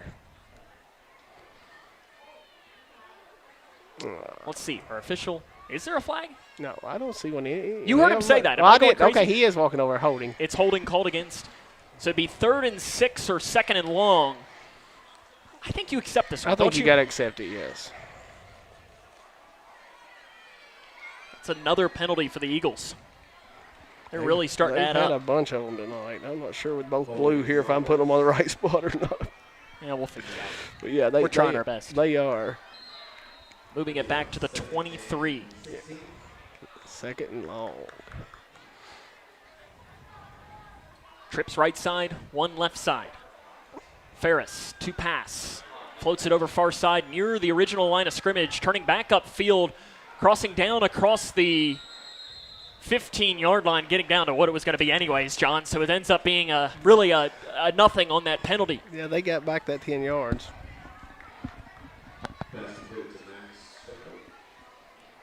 As it was caught by Stockleff again. He's a good little ball player. He is. He's their leading receiver. So place this down to the 12-yard line. It's a gain of 9 yards. 3rd down and about 5 for the Eagles. Ferris again sets up a screen, and it goes out of the hands of one receiver and into the hands of another, who then drops it. 2 guys had a chance. Stockleff went up to grab it, tipped it, and then McLean couldn't pull it down either. 4th down and 5 coming up, and you better believe the Eagles are going to leave their offense on the field.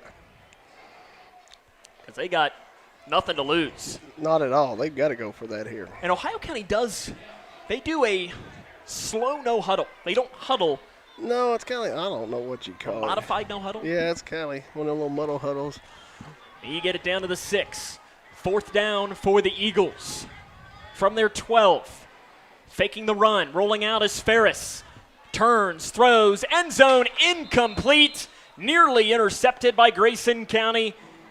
And it will now turn back over into Grayson County ball. Yeah, it's probably a good thing Johnson didn't catch that one there. Actually, no. We would have got it in the 20. Yeah, it would have been a good thing if he did pull it down. It's turnover on downs.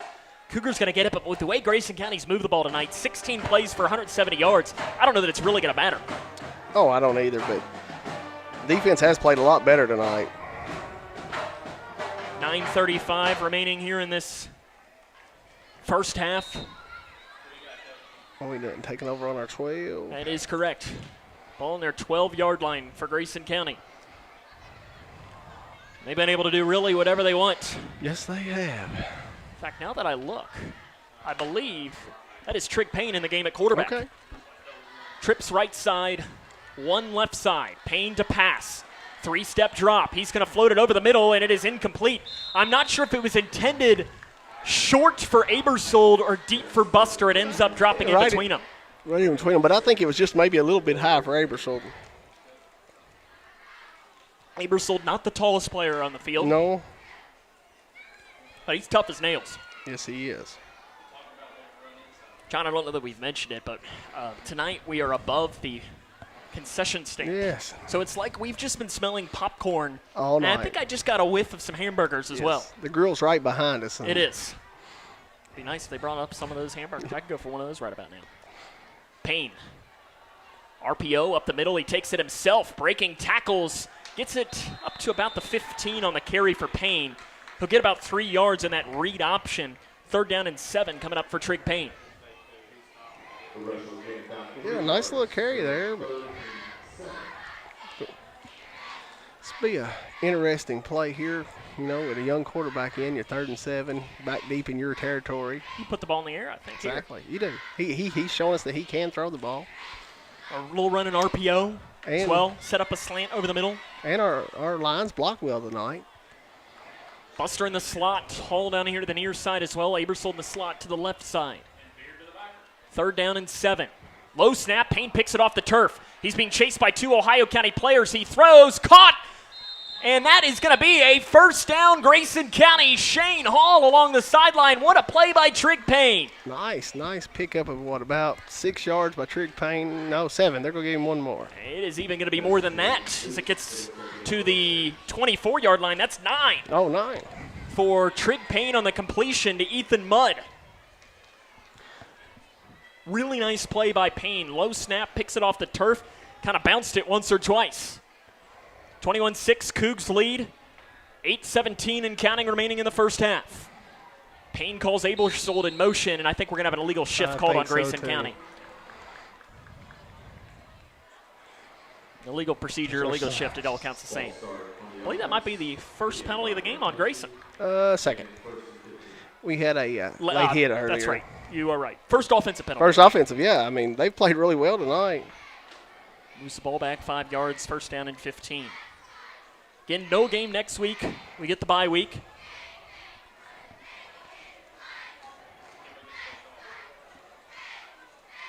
Payne is in the game at quarterback. They've kind of gone in and out with Bratcher and Payne. Bratcher left with an injury but did re-enter. Under center. Goes Payne this time. I formation. Fullback dive up the middle. Barreling forward across the 25-yard line. Running hard was Ethan Mudd to the 26. Gain of 7 on the run for the senior Mudd. Nice run. Tell you what, Ethan's probably averaging close to 10 yards a carry tonight. After that carry, Mudd. Yeah, 8 for 80. That'll do. Yeah. Payne right now, 1 of 2 passing for only 9 yards. Jake Bratcher, 4 of 5 for 35 as the Cougars have 189 yards of total offense in this first half. 21-6, they lead, 7.5 and counting. Abersold in motion from the near side to the far side. 2nd and 8 coming up for Grayson. They give it to Mudd again. Left side run. This time he's wrapped up after a short pickup as they'll get it to the 27-yard line. Gains maybe 1. Shortest play other than an incompletion for Grayson County tonight. Yes, it is. They just closed that hole real quick. There's one probably that Trig should have pulled out and kept there. And that's a sophomore. That is. 3rd and 7. What are you calling? Let him throw it in the air. I like that little play over here on the sideline of Shane Hall earlier where he completed it. Cougars lead 21-6. This might be your opportunity to go deep, too. What did we miss? Jamycen Buster by a foot while ago, going deep. Mudd goes to the right of Payne. 2 wide receivers on each side. 3rd and 7 for the sophomore quarterback. Payne looks far side, throws over the middle, caught by Shane Hall. He streaks across the 40-yard line, breaks a tackle there, and gets up across the 45. What a catch by Hall to the 47-yard line. Gain of 20 and a 1st down, Grayson County. Shane went up high and made a nice catch there, and then made a couple guys miss after that. Big play at 20 yards. Payne to Hall. That was a really nice catch by Shane. That was. You know, nice putting it up where only Shane was going to catch it, too, over the middle. And Shane's got the size as well. You know, he's the guy you want to throw it high to. Listed 6'1" on the roster, and it wouldn't even surprise me if he's closer to 6'2". Yeah. Big kid. 1st and 10. The Grayson County 47 after the big play. Kept by Payne. Comes across the near side, lowers his shoulder and gets down to the 46-yard line. He ran right over a man. Payne with a big gain on the quarterback keeper. Nice little run there by Trigg. He made the 7 right yards. read. He definitely made the right read there. They had Ethan wrapped up, and he made a nice little pull and got 7 yards out of that. That play right there is what's going to take Trigg Payne from good to great, too. Because his size, and when I say this, I'm not trying to put too much pressure, but it's Josh Allett. For this size, he's a big frame. If he can learn that he's bigger than everyone else, it can be watch out. Offset I formation. He keeps it himself again. This time he tosses it high to Buster. Buster breaks through, down across the 40-yard line, outside the numbers, and he's dropped at about the 37. Gain of 9 yards. Another first down, Grayson County for Jamycen Buster. Man, it's nice to see that they can do just whatever they want right here. 21-6. Cougs lead, 5 minutes remaining in the first half. I know Jones just want to keep that clock rolling and score here and go in up 3 scores at the end of the half. Would be a great day. The way your defense has been playing, though, at the same time, you can almost punch another one in and hope to get it back. Yeah, exactly. You can do 2 for 1 right here. Those middle 8, we talk a lot about in basketball. They're huge in football, too. They Last are. 4 and the first 4. They're really huge. And the Cougars have lost those the past couple of weeks. Yes, they have. I formation, Payne, play fake. Rolls out near side, dumps it off in the flat, and it is incomplete. Looking for mud over the middle, and he just threw it a little bit short. It was nearly intercepted by Blue. Tell you what, though, Jamycen Buster made a nice pickup on where somebody was getting ready just to sack Trigg Payne, and he made a nice pickup out there. Buster, our reigning hometown hangout MVP. Remember, stay tuned in into the 5th quarter show. We'll talk to Brian Jones, and we will also have our hometown hangout MVP. Looks like we might have plenty of options tonight. Might even need to give it to us, John. It's hot up here. It's hot. Give it to me, you, Addison, Kaler, and Chad Johnston as well. All of us can get hometown hangout MVP. Yeah, that's nice and hot. We got the power to do that.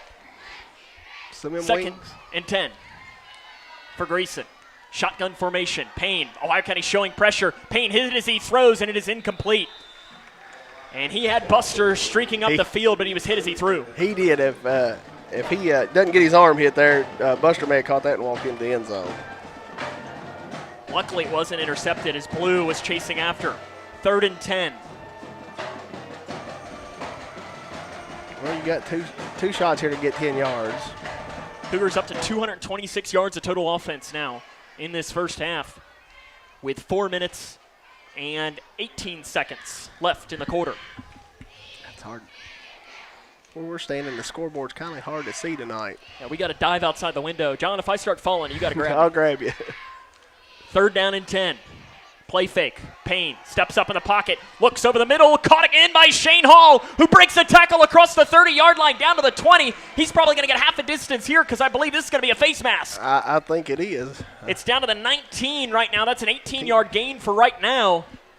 But this will get more yardage, I presume. Face mask called against the Eagles. That should move it down. Let's see where they'll place this. Only a 5-yard face mask. Yeah, as I say, I don't think they gave him the personal foul because he did let go. It was an 18-yard gain and then 5 yards on the face mask. Shane Hall making some really nice catches here tonight. Yes, he is. And there was another good quality catch and, a little run after it. Hall had a couple of catches here in this game. I formation, Payne. Toss play to Buster. Breaks a tackle in the backfield inside the 15-yard line. Slung down by his jersey as he's down to about the 5-yard line, and a late penalty flag comes out. I don't know. And that might be – that's on the sideline, I think it is. Because Trenton Muller, the head coach, our head official, is making direct eye contact with him. The ball's down to the 5 now. Buster has a 9-yard gain. But this will turn out to be a first down unless it's just a sideline warning. Unless it's a warning. But the official was saying something to the head coach over there. Yeah, when he threw the penalty, there was direct eye contact made with Trenton Muller, the head coach for Ohio County. Yes, There's still eye contact being made. That's like a dad, and it's just a sideline warning, so it's just a 9-yard gain. 21-6, Grayson leads after the carry by Jamycen Buster. 3:43 or 8.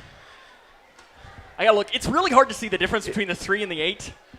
Luckily, our director, Addison, she said, yeah, no, you're really wrong for saying 3. I try. 2nd and 1. Kept by Payne, left side, touchdown, Grayson County. Nice. Trigg Payne's 2nd rushing touchdown of the game. This one from 5 yards out. You know what? This is the part of Trigg's game that I wasn't aware of, that he was so well at running the ball, but he's looked really good running the ball tonight. I hear you there. I wasn't familiar with your game, right? Payne gets his 2nd rushing touchdown of the game. Lane Beasley had a good game kicking. Looking to make it 4 of 4 and make it a 28-6 Grayson County lead. What are we doing here? Oh, he's resetting the play clock. The kick coming. Hold, put down. It is good for Lane Beasley. Grayson County leads 28-6, 3:42 left here in the first half. This is Cougar football on K105.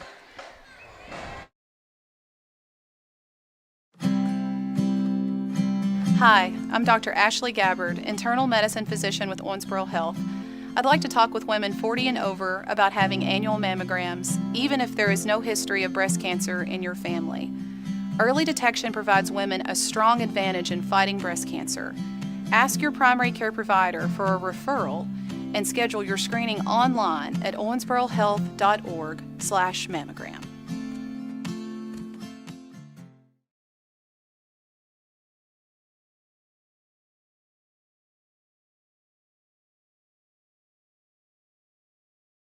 Dear Coach. Dear Coach. Dear Coach, they don't teach you that inner strength is the most important kind of strong, but you taught me that.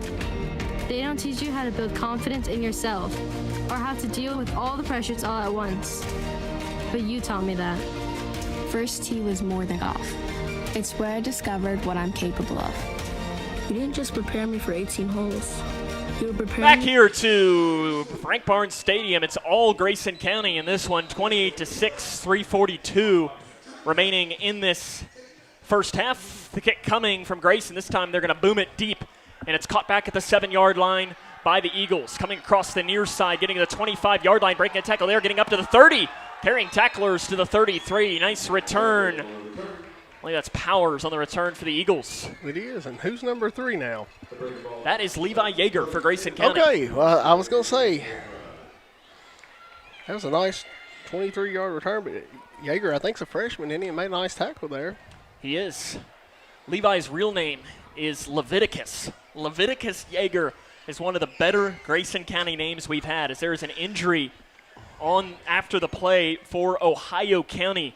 With 3:29 remaining here in this first half, Grayson County leads in this game. The Eagles are going to have it on their own 34-yard line. Try and find a score or two. Let's see what we got here. Bowling Green leads Warren Central 40-0 at the half. Wow. Barron County and Greenwood are tied at 7 at the half. Those are a couple of the scores that I see. I'll go over to my other option here. I need a third hand here tonight, John. Yes, you do. I'm trying my best. Let's see here. I've got that one. I said that one. Let's see what else we can do. You want a soccer update? In fact, this one actually has a Grayson County connection. In the 11th District Girls Soccer Tournament, Edmonson County defeated Butler County 2-0. So they will play Meade County Saturday morning. The Lady Cougars, congrats to them, they will play the winner of that in the district championship game. So that will be at Edmonson County on Saturday at noon. Early start. I don't have a score from the Cougar boys soccer game yet. And I don't have one from the Lady Cougars. They were playing Ohio County tonight. I don't know if Coach Shane Decker will be listening at some point when he wraps this up. I'm sure he'll lock in. Hopefully he can text me an update or even text his son to let us know if the volleyball team won today. Hopefully they did, John. They're playing really well. Yes, they are. They're a lot of fun to watch. Yeah, I've said this a lot. You got to get out there and support that team. Yes, They're a lot of fun. No, I've been out there a whole bunch this year, and they are a lot of fun to watch. Really talented. and bring your kids to. Yes. I think volleyball's a really fun game for young kids. It is. I know my daughter loves it. And just got a text that it's 28-6. Brett County's losing to North Odom. That is correct. First and 10 for Ohio County. Trips right side. Ferris to pass. Turning around on the curl routes. It's caught. As pulling that in was Wyatt Ralph. As he'll get it to the 41-yard line, gain of 7. On the catch. Wyatt Ralph pulls it in. Second and 3. 3:09 remaining in this first half. Grayson leads 28-6. Play fake. Up the middle on the run goes Ferris. He's got the first down. He crosses the 45-yard line, gets up to the 47. That is a gain of 6 yards on the run. Yeah, that was his best run of the night, I think. Ohio County's run the ball decently well tonight. Only a couple of times, though. Well, the quarterback, I'm not sure his stats are showing up, but he's 4 for -6 after that 6-yard carry. The sacks playing into that. Running a trick play, coming back down to the near side. Grayson's not fooled. Oh. They gave it back to Blue. He turned the corner, and Evan Hasty said, "Hey, Mr. Blue, nice to meet you. My name's Evan Hasty." Yeah, Evan Hasty ate that one up. Brian Jones, he wants a timeout. That is a loss of 7 yards on the run by Blue.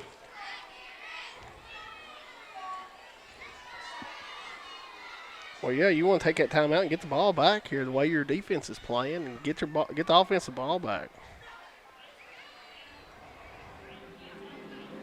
Cougars lead 28-6. Again, remember, we'll have our Cougar conversations at halftime tonight. As I look down to see if there was another score that came through. Obviously, John, only a couple of games happening tonight. I am a little, I say glad lightly, but I could be really miserable tonight because we could be cheering on Game 3 of our Cincinnati Reds. Sadly, that didn't happen tonight. We weren't so lucky. No, we wasn't. But, boy, it would have been nice to see them play tonight. See, I would have needed a fifth hand to watch that game. We would have probably had to hang a monitor right here. We would have, yes. Oh, a coaching decision I don't understand. Save your best pitcher for the third game that you might not play. Yeah, it would have been on short rest. And I never know, done but that. still.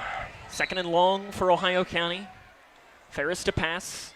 Being pressured, steps up in the pocket, rolls out near side, sacked. Brought down Lane Beasley, picks up another sack. It'll go back to the 37-yard line, a loss of 3 yards on the play. Another timeout taken by Brian Jones. That is his final timeout. Ohio County will be able to run some clock on this as there's 2:14 left. So presumably Grayson County will, they'll get the ball back with a minute and a half, 20-ish well, remaining. that's Lane Beasley's second sack of the night. He's him and Evan Hasty have 3 sacks. Evan has to tackle for a loss. They're having a field day out there. Finally starting to cool down a little bit here. Hope everyone has a safe fall break next week. Make safe travels, and I know it'd be good to have a little rest. Yes, it will. It'll be nice. These students deserve it. They do. And you know who else deserves it? The coaching staff. The coaching, the teachers. And the broadcaster. Yeah. I use plural there. Hey, I'm going to be soaking it up in the Bahamas. Oh, man, I feel so bad for you. Ferris steps up in the pocket. He's got room to run. Instead, throws, and it is intercepted. Grayson County picks it off, coming down near side across the 45-yard line, and then being suplexed, crossing the 50-yard line. That is the second interception of the season for one Eli Johnston. Johnson made a nice play there, and he gained about 19 yards. He got it to 33, and he's to the 48, so what? Yeah, about 19 yards, right. yeah. That is another $50 donated by Sheriff Norman Chaffins as well. And I'm sure Norman will be happy to make that donation. I think we need to about quadruple that by the end of this season, though. I don't know about you, John. Yeah, I do too. Sheriff, he got too much money in those pockets. I hope he's listening. I'm going to get a text from him in about 3 seconds if we do that. First and 10 for Grayson County. Trips, or 2 wide receivers on each side. The quarterback is Bratcher. As he comes down near side, he's just going to have to throw it away. He was being pressured by Abney. That was a smart play there with Jake.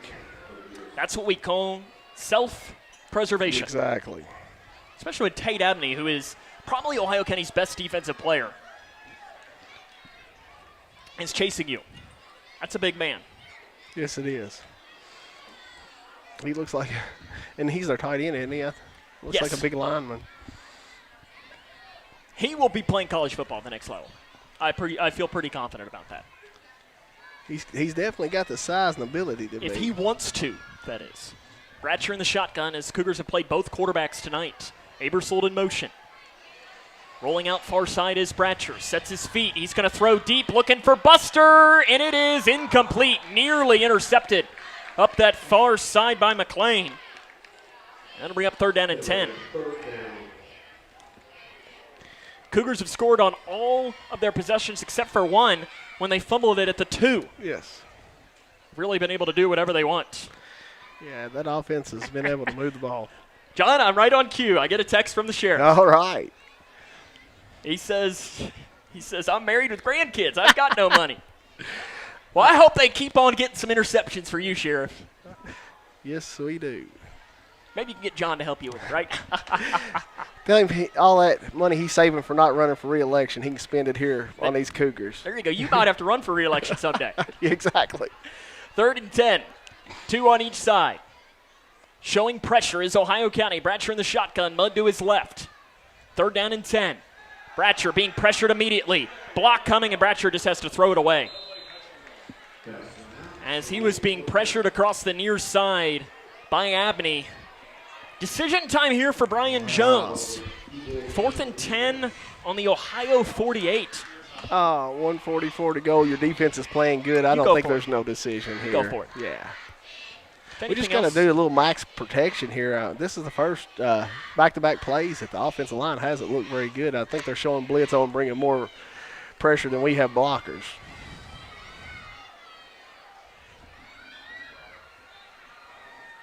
Fourth and 10. Trips left side, 1 near side. 4th and 10. Bratcher setting up a screen, far side. It goes in and out of the hands of Shane Hall. Too tall. Hall couldn't pull it in. That'll be turnover on downs. The ball heads back towards the Eagles now. Now this Grayson County team, you got to find a way to stop Ohio County because you're up 28-6, but they get the ball to start the second half. Yeah, you definitely don't want to let them score here. This has been a very long first half. It sure seems like it. You would think as much. Well, we threw the ball tonight a lot, and they have too, though. Normally we run the ball a lot. Ohio County have it on their own 48-yard line. Pistol look for Ferris. He'll set up his own screen, far side, in and out of the hands. Intended on the far side of the field for Wyatt Ralph. He couldn't pull it down.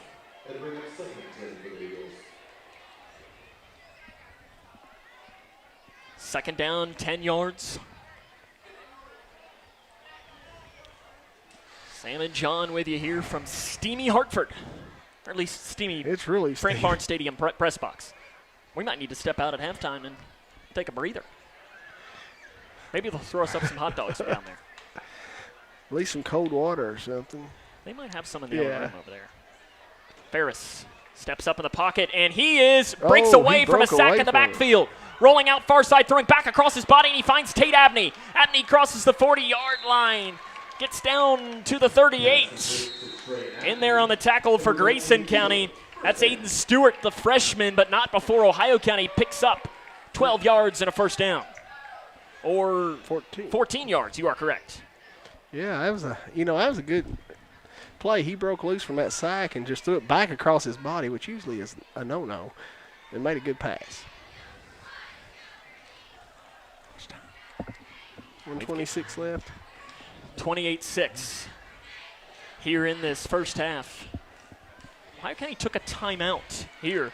They do have, I believe, 2 remaining. I think that's their first timeout they've taken. According to the scoreboard, well, they haven't really kept track of the scoreboard because according to the scoreboard, we've got 3 timeouts. Oh, well, yeah, and I know we've used them all. That is not accurate. Grayson County's got a couple of sacks tonight. Lane Beasley, he's got 2. Evan Hasty has 1. Couple sacks, some interceptions. It's been a good night for his defense. Fumble recovery as well. Yeah, fumble recovery. Got to try and put out the fire here. Trips right side. Setting up a screen, nearly intercepted by Ethan Mudd. Ethan Mudd. He deflected it. I think it was one of those that it came on him so fast he didn't really know what to do with it.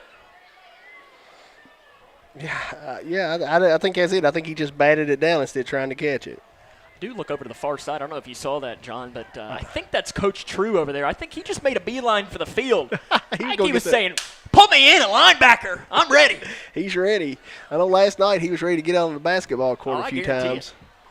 I'm sure he'd have crossed me up. Now, that's not very hard to do. But probably cross you up too, right? I know he could, yeah. I told him last night, I thought last week we were going to have to interview him after the game while he was waiting for his dad. 2nd and 10. Play fake. Looking to run a reverse, and they end up getting it to the near side, but read well. Again, we're going to call the name Aiden Stewart. As it's a carry by Powers. No gain on the play. Give him, no gain. No, they're not. Timeout taken by Ohio County. Is that Powers' just second carry of the game? Wow. Gotta give a huge shout out here to one Lacey Cox, as Grayson County leads 2-1 in the third set, or that would be the fourth set. And in the fourth set, it's 15-15. So who are they playing tonight? Ohio County. Oh, nice. Is that at home? It is. I wish if it wasn't at home, I'd have you run over there and give us a quick update. Your headset will I guess we could do a dual broadcast, I guess. I don't know if I got Stewart on here. I'm looking. He's got a couple of tackles tonight.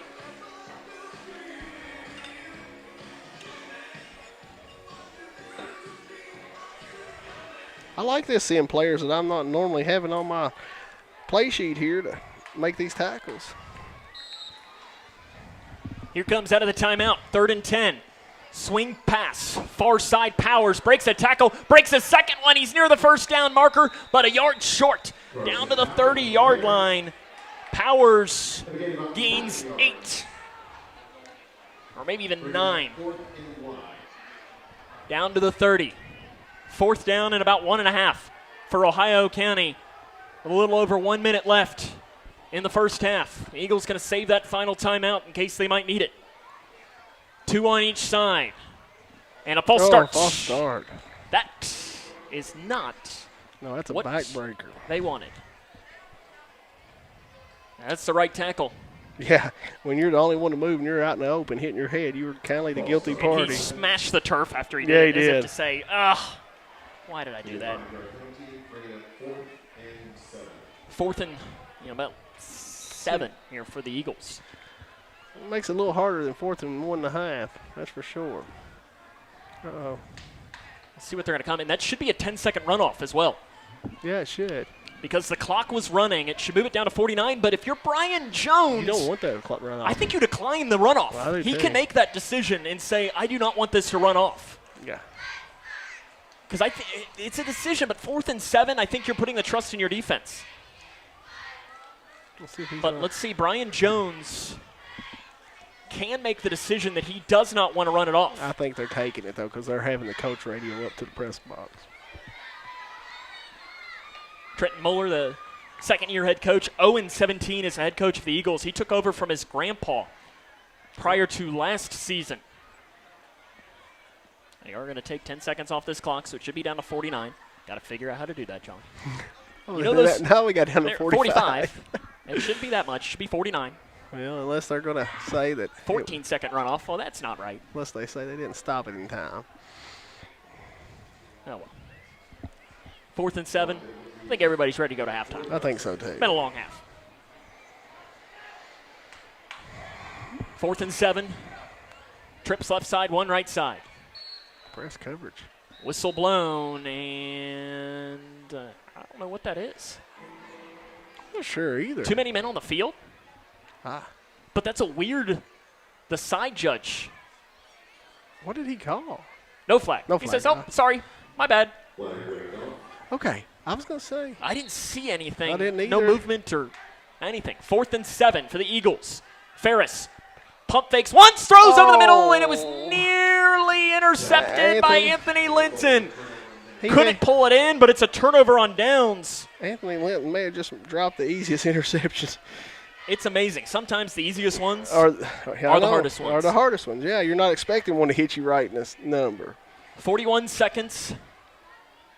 I think you've got one timeout. The scoreboard says 2. That's not right.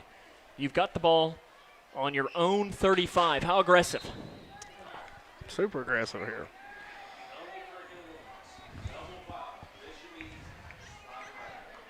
Bratcher in at quarterback. And Ohio County showing pressure. Bratcher rolls away from the pressure across that far side. There's a penalty flag throwing. Bratcher just throws it away. He threw that one to the fans. This might be a hold on Grayson. I think it's going to be. Now that changes everything. And it is a holding called against the Cougars. Ohio County is timing up the pressure pretty well. They are. They got that linebacker. He's coming up, and they're timing it well.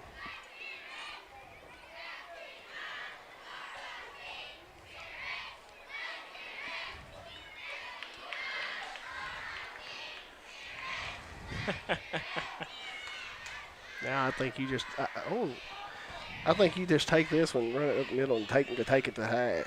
I run a screen. Yeah. Hey, that'd be a good thing. Get Jamycen Buster out there in some space and do a screen.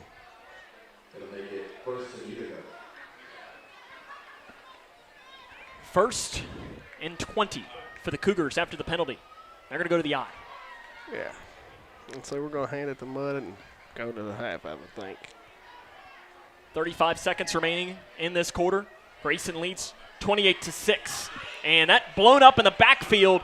Bud is dropped for a loss. Ohio County is timing that up the middle, and I think you take this to the half. I do too.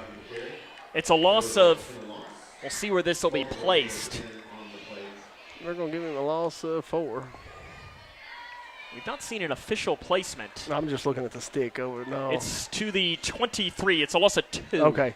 Now there, and I think Grayson will be fine to take this to the half. They're going to clear the sidelines, and that is the end of the first half of play. Grayson County leads Ohio County 28-6.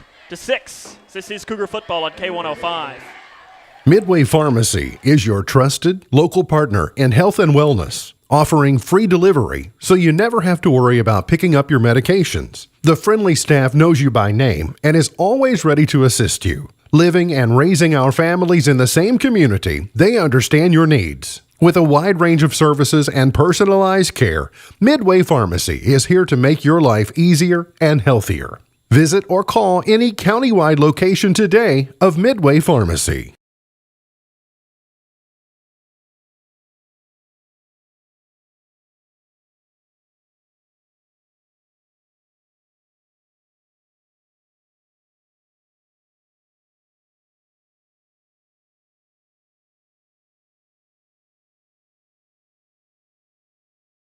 Dear Coach. Dear Coach. Dear Coach, they don't teach you that inner strength is the most important kind of strong, but you taught me that. They don't teach you how to build confidence in yourself or how to deal with all the pressures all at once, but you taught me that. First tee was more. Back here to Frank Barnes Stadium. Cougars lead at the half 28-6. John, it has been a enthralling first half of play, but what we're going to do is we're going to take another break, and when we come back, we'll talk a little bit more about it. We got to get a little situated here. Cougars lead 28-6 at the half. We'll come back. Halftime show is next, as this is Cougar football on K105. Connection builds community. It grows the minds of future citizens and leaders.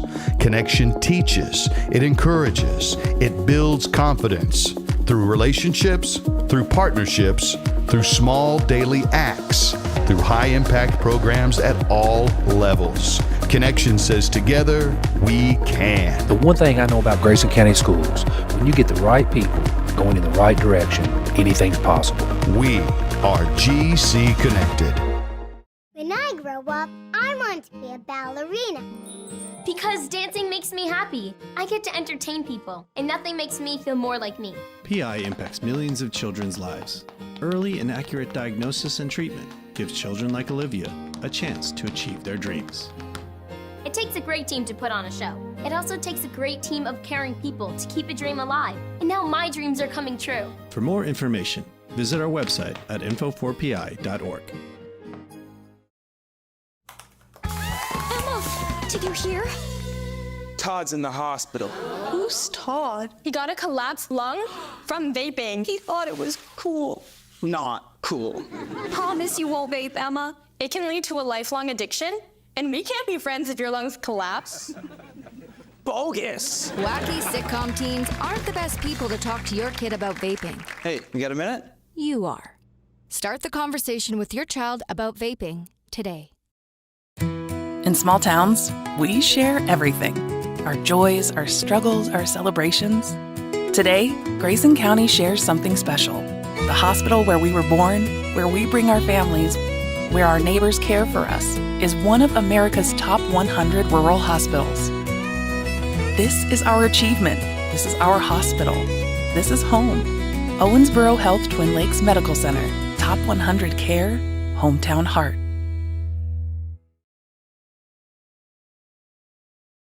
Struggling with mortgage debt from COVID? Team Kentucky can help.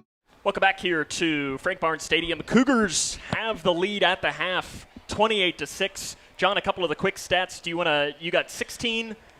Well, let's see. Rushing attempts. It's a lot easier for you to do it. 16 rushing attempts on 174 yards, 10.9 yards per carry, 4 rushing touchdowns, and passing, we are 7 of 15 for 82 yards. Looking pretty good. I mean, I don't know bad. that you could ask for much more. The rushing stats right now. Drake Payne, 4 for 22 and 2 touchdowns. Jake Bratcher, 2 for 13. Caden Tyner, 1 for 38. Jamycen Buster, 3 for 22. And Ethan Mudd, 10 for 79 and a couple of touchdowns. We mentioned it is our Cougar Conversations coming up. So after this, we're going to talk to Miss Cody Mooneyhan from the Family and Consumer Sciences Department. A lot of really good stuff happening here. So we'll take a break. When we come back, it'll be our Cougar Conversation segment. This is Cougar Football on K105. You complete me.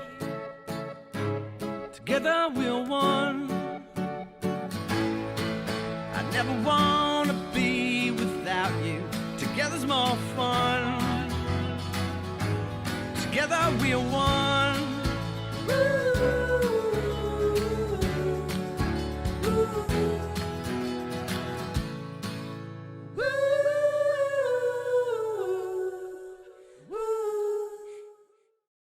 Wounded Warrior Project empowers post 9/11 veterans and their families with life-changing programs and services. I realized I could be successful in a civilian career. We stand by warriors and advocate for their needs going forward. They were by my side in the hospital, and they're still with me today. Through our programs, community, and advocacy, we're proving anything is possible. Learn more at woundedwarriorproject.org/together. Midway Pharmacy is your trusted local partner in health and wellness, offering free delivery so you never have to worry about picking up your medications. The friendly staff knows you by name and is always ready to assist you. Living and raising our families in the same community, they understand your needs. With a wide range of services and personalized care, Midway Pharmacy is here to make your life easier and healthier. Visit or call any countywide location today of Midway Pharmacy.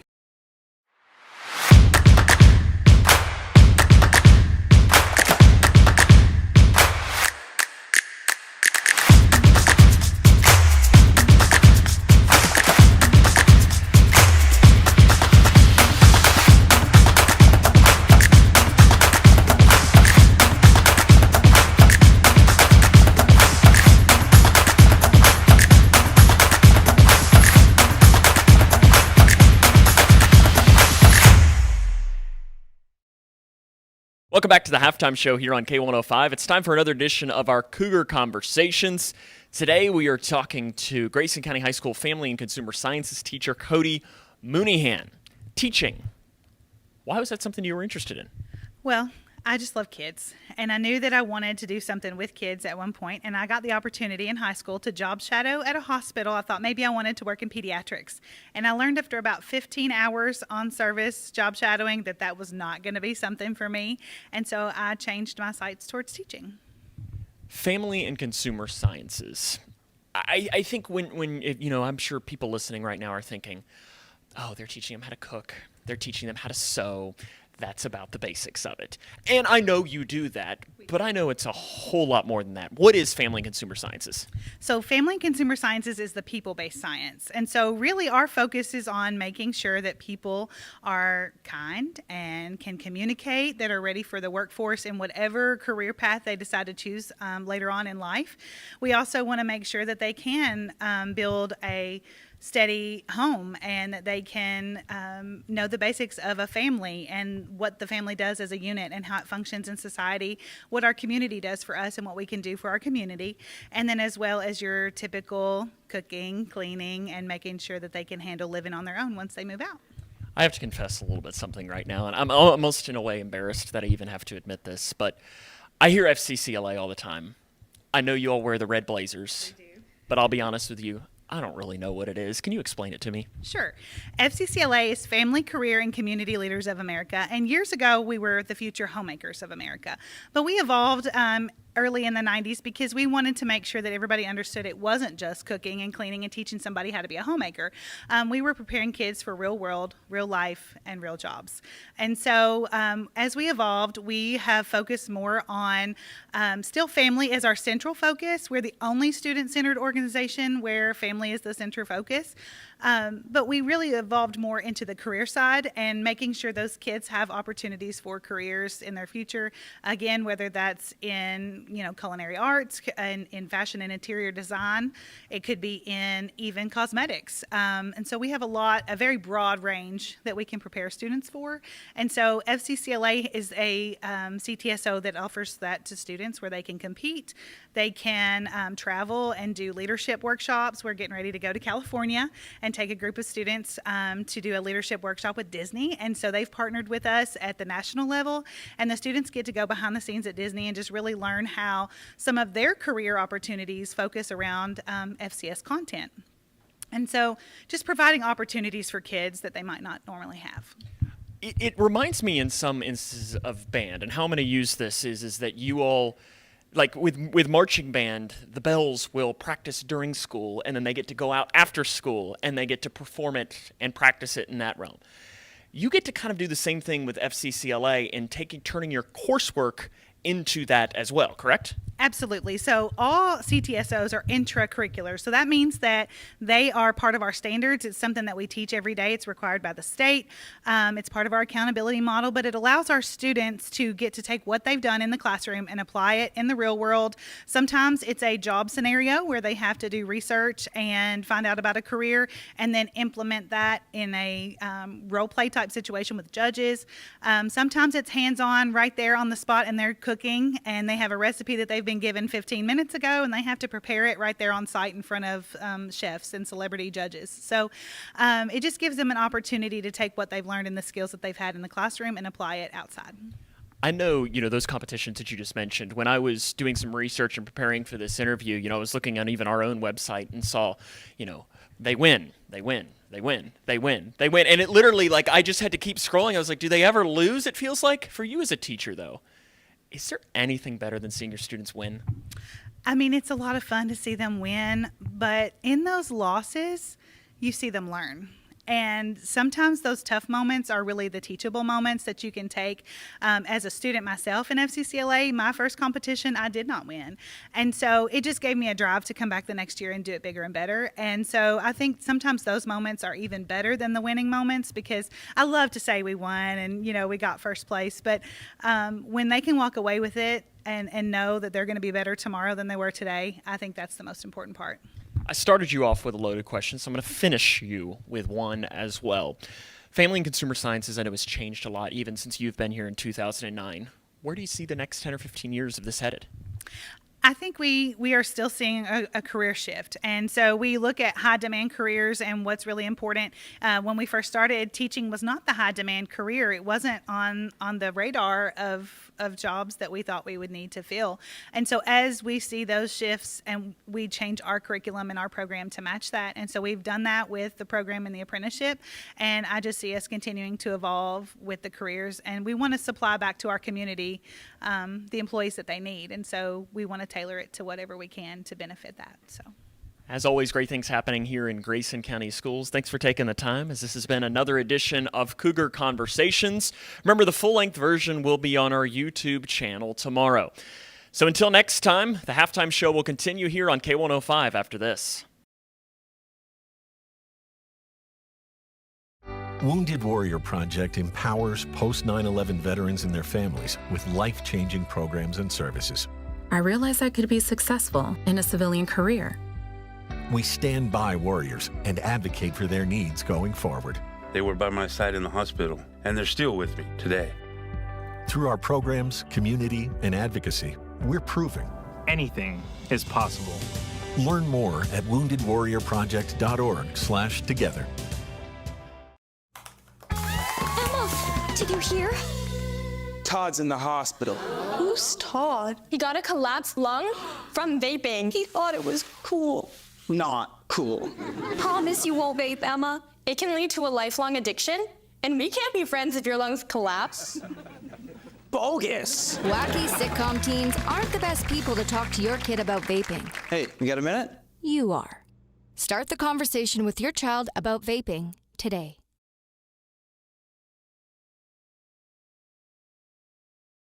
I crave adventures that spark joy and create memories. Sailing the seas with Royal Caribbean or exploring the magic of Disney parks. And with your global getaway, my dreams are expertly crafted. From all-inclusive Caribbean resorts to tailor-made itineraries, Mark turns wanderlust into reality. Why settle for ordinary when you can have extraordinary? Your Global Getaway. Expertise in unforgettable vacations. Call Mark at 270-296-0106 or visit yourglobalgetaway.com. Start living your travel dreams today. Yes, start living your travel dreams today. Smith Overhead Door isn't just about opening and closing. We're about safety, security, and style for your home or business. As a future designs company, we're lifting expectations across Grayson and surrounding counties with top brands like CHI and Chamberlain. Hey there, I'm Kevin Brooks with Smith Overhead Door. Whether it's a sturdy LiftMaster for your garage or a sleek Clopay door for your shop. To Frank Barnes Stadium, where it is Grayson County 28, Ohio County 6. John, this has been our halftime show. As the second half comes up next, this is Cougar football on K105. Paying for your student's college can feel overwhelming. Scholarships and grants help, but they might not cover everything. That's where the Kentucky Advantage Parent Loan comes in. With competitive low interest rates and no application, late, or other fees, the Kentucky Advantage Parent Loan offers a smooth and affordable solution. Owned and managed by a state-based nonprofit lender, we're committed to helping families like yours. Apply today and take the next step in supporting their dreams. Visit KentuckyAdvantageLoan.com or call 800-988-6333 to learn more. When I grow up, I want to be a ballerina. Because dancing makes me happy. I get to entertain people, and nothing makes me feel more like me. PI impacts millions of children's lives. Early and accurate diagnosis and treatment gives children like Olivia a chance to achieve their dreams. It takes a great team to put on a show. It also takes a great team of caring people to keep a dream alive. And now my dreams are coming true. For more information, visit our website at info4pi.org. Food isn't just fuel to live, it's fuel to grow. My family relied on public assistance to help provide meals for us. These meals fueled my involvement in theater and the arts as a child, which fostered my love for acting. The Feeding America network of food banks helps millions of people put food on the table. When people are fed, futures are nourished. Join the movement to end hunger, and together we can open endless possibilities for people to thrive. Visit feedingamerica.org/actnow. For each life moment, your kids could get free or low-cost health coverage from Medicaid or CHIP. Kids up to age 19 are covered for checkups, vaccines, dentist visits, hospital care, and more. Your kids may be eligible now, even if you've applied before. And if they already have Medicaid or CHIP, remember to renew every year. Get started now at insurekidsnow.gov. Paid for by the U.S. Department of Health and Human Services.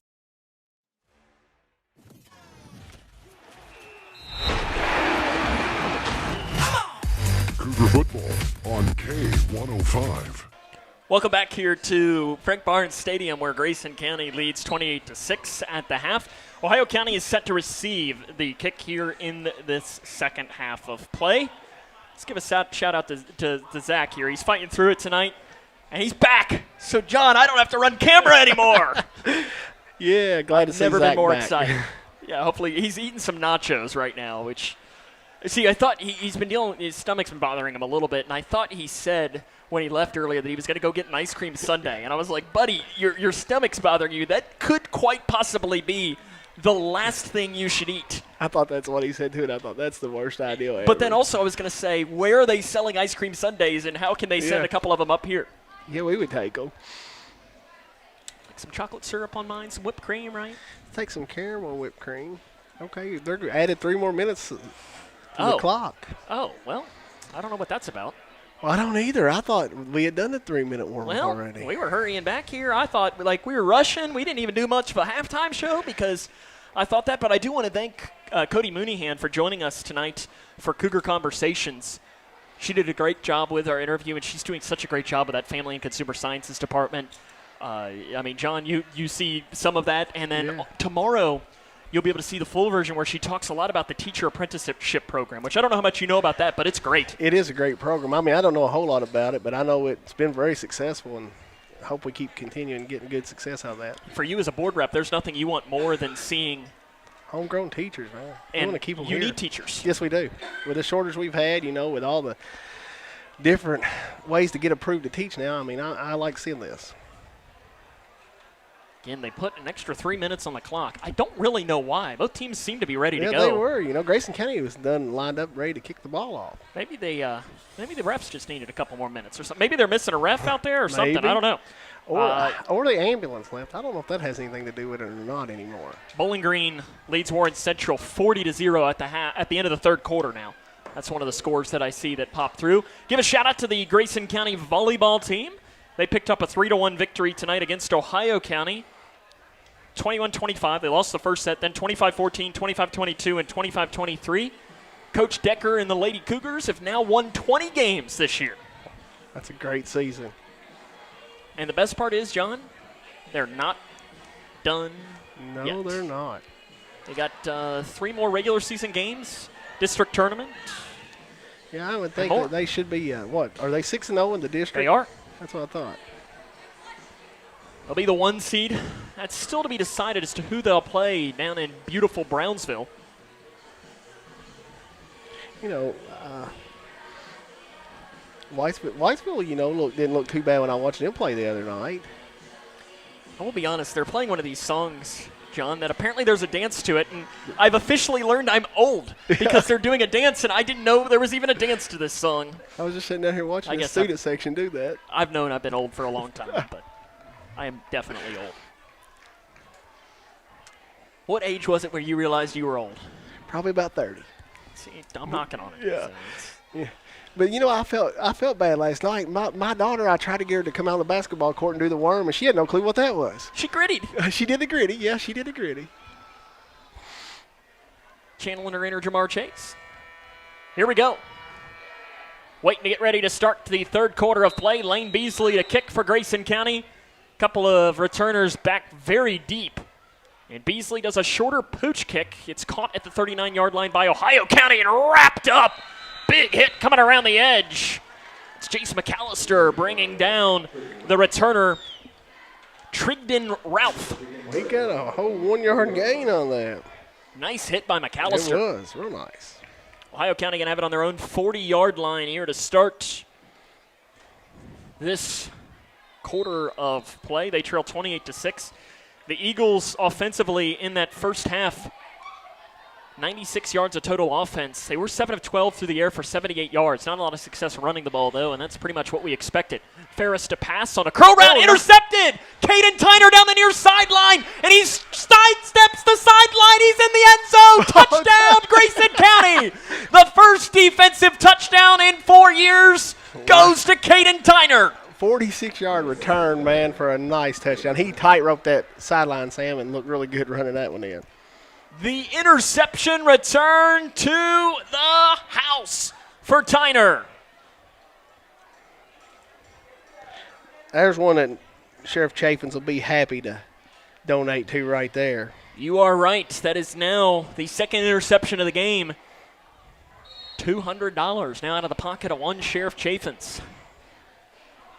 Lane Beasley on to attempt the extra point. Looking to make it 35-6. Not a great snap. Pretty good hold. And it is good. That Great holder job made it great. by the Grayson County special teams to get that one down. Cougs lead 35-6, 11:43 remaining here in this third quarter. This is Cougar football on K105. I don't know who the holder. Across Kentucky, treatment providers, state and local governments, and nonprofit organizations are working together to support your pathway to long-term recovery. These providers and communities of recovery will walk alongside you and help you find your recovery journey. If you or a loved one is struggling with addiction, the KY Help Call Center can connect you with resources right now when you call 833-8KY-HELP. You can also visit findhelpnowky.org to find treatment options near you. In life, things aren't scripted. If you're an athlete, we need people like you and translate those skills to officiating. You can get a lot out of it. It happens in every town, in every game.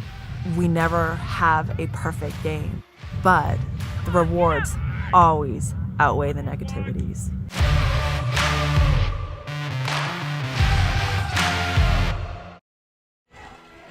Caden Tyner, a 46-yard interception return to the house. The Cougars' first defensive touchdown in 4 years. And the kick goes back to the 11-yard line. Powers picks it up there, takes it right up the middle, gets to the 20, and he gets nothing more than that. They blow the whistle as he runs into a wall, I'm going to say to the 23 maybe, 12 yards on the return. Caden Tyner, though, that big interception, John, and he just took it all the way, and he did a good job tight-roping that sideline. He might get a job in the circus doing a tightrope walk.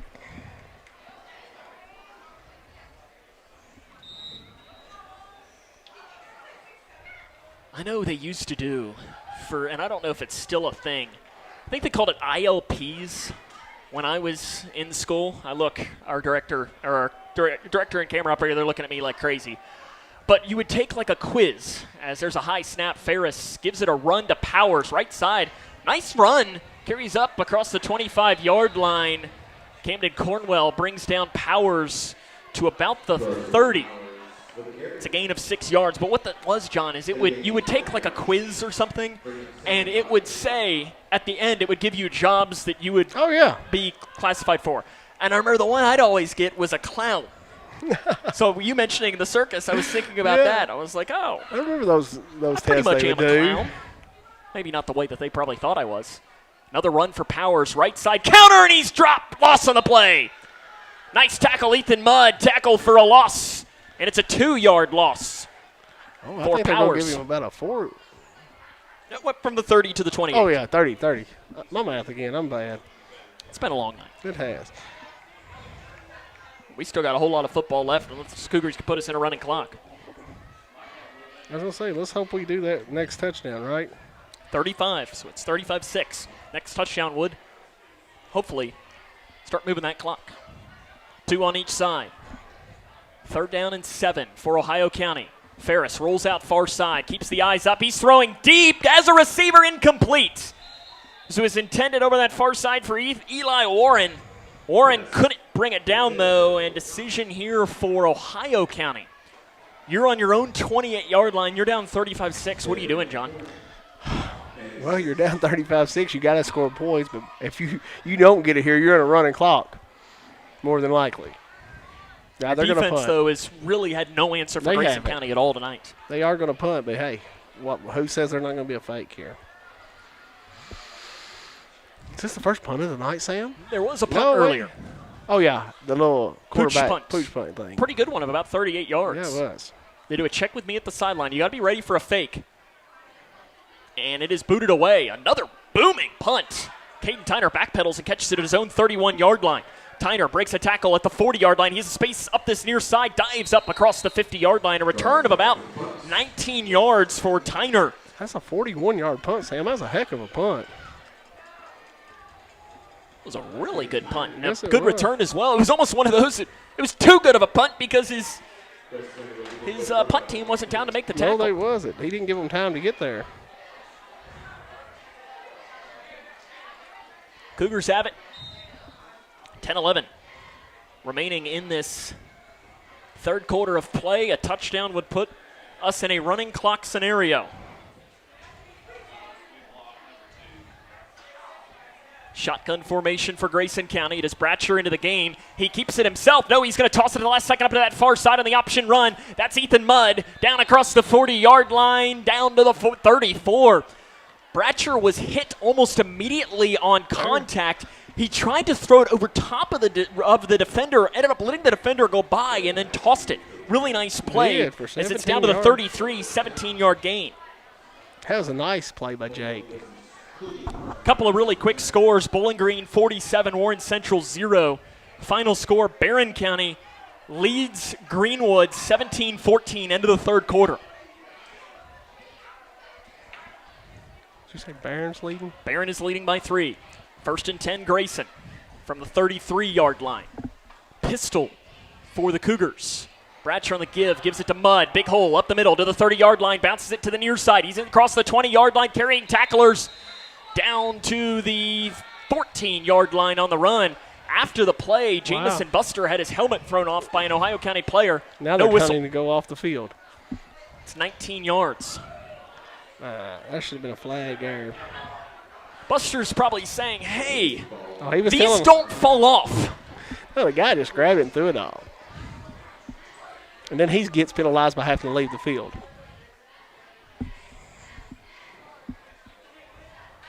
Down to the 14. Grayson County trying to snap their losing streak here tonight. They lead at 35-6 right now, 9 minutes remaining in the third quarter. A touchdown would put us in a running clock for the remainder of this one. Mudd to the right of Bratcher. Hall down to the near side. It's a run. Bratcher, left side, strings it out. He's to the 10-yard line, and he's struck down hard. Penalty flag comes in from way behind the play, thrown by the head official. That is a very late hold. Yes, he calls a holding. He threw that play, that penalty, incredibly late. Yeah, I mean, Jake was done on the ground when he threw the penalty, I think. And it was 10 yards away from him? Yeah. I'm talking across the field, too, at least 10. That's a weird holding call. It very well could have been hold. Maybe got it caught in the pocket, couldn't get it out. Who knows?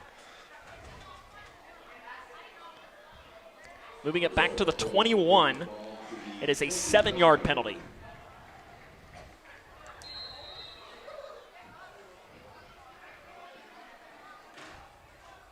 First and 17 for Grayson. 8.5 remaining in this third quarter. Cougars have a 35-6 lead. Pistol formation. We see Abersold transition off into the right slot. Bratcher takes the high snap, gives it to Mudd up the middle. He's across the 20-yard line, inside the 15, inside the 10, inside the 5, dives towards the goal line. He is down at the 1. Ethan Mudd, a 20-yard gain. Down to the 1-yard line, and there was a pretty good tackle by Ohio County trying to pop it out of Mudd. He was trying to slap the ball out, but, look, Ethan is 13 carries, 135 yards. Is that good? That's a great day. And hopefully going to get his third TD here in a second. Maybe Jake will say, you know what, I want mine. He might say he wants one here. It's my turn. Bratcher does not have a rushing touchdown in his career. Maybe he'll call his own number, but they're just going with one single back. You got wing back, left side Lane Beasley. Mudd runs right behind him, and because of that, he could have done somersaults into the end zone. A 1-yard touchdown run for Ethan Mudd. You can run those clocks, John. That's right. He makes this extra point. No, we don't have to. It doesn't matter. No. It's already 35. Yeah. They changed that rule a couple of years ago. It used to be 36. And I'm glad they changed that because it encouraged teams to go for 2. Yes, it did, and you hate to see that. And there's no difference between 35 and 36. No, there's not. Lane Beasley had a good day kicking. A really nice hold by Eli Johnston last time. Yeah, I don't know how he got that snap down. This time it's a good snap. Good. And it is good. Grayson County leads 42-6, 7:20 remaining here in the third quarter. This is Cougar football on K105. Paying for your student's college can feel overwhelming. Scholarships and grants help, but they might not cover everything. That's where the Kentucky Advantage Parent Loan comes in. With competitive low interest rates and no application, late, or other fees, the Kentucky Advantage Parent Loan offers a smooth and affordable solution. Owned and managed by a state-based nonprofit lender, we're committed to helping families like yours. Apply today and take the next step in supporting their dreams. Visit KentuckyAdvantageLoan.com or call 800-988-6333 to learn more. When I grow up, I want to be a ballerina. Because dancing makes me happy. I get to entertain people, and nothing makes me feel more like me. PI impacts millions of children's lives.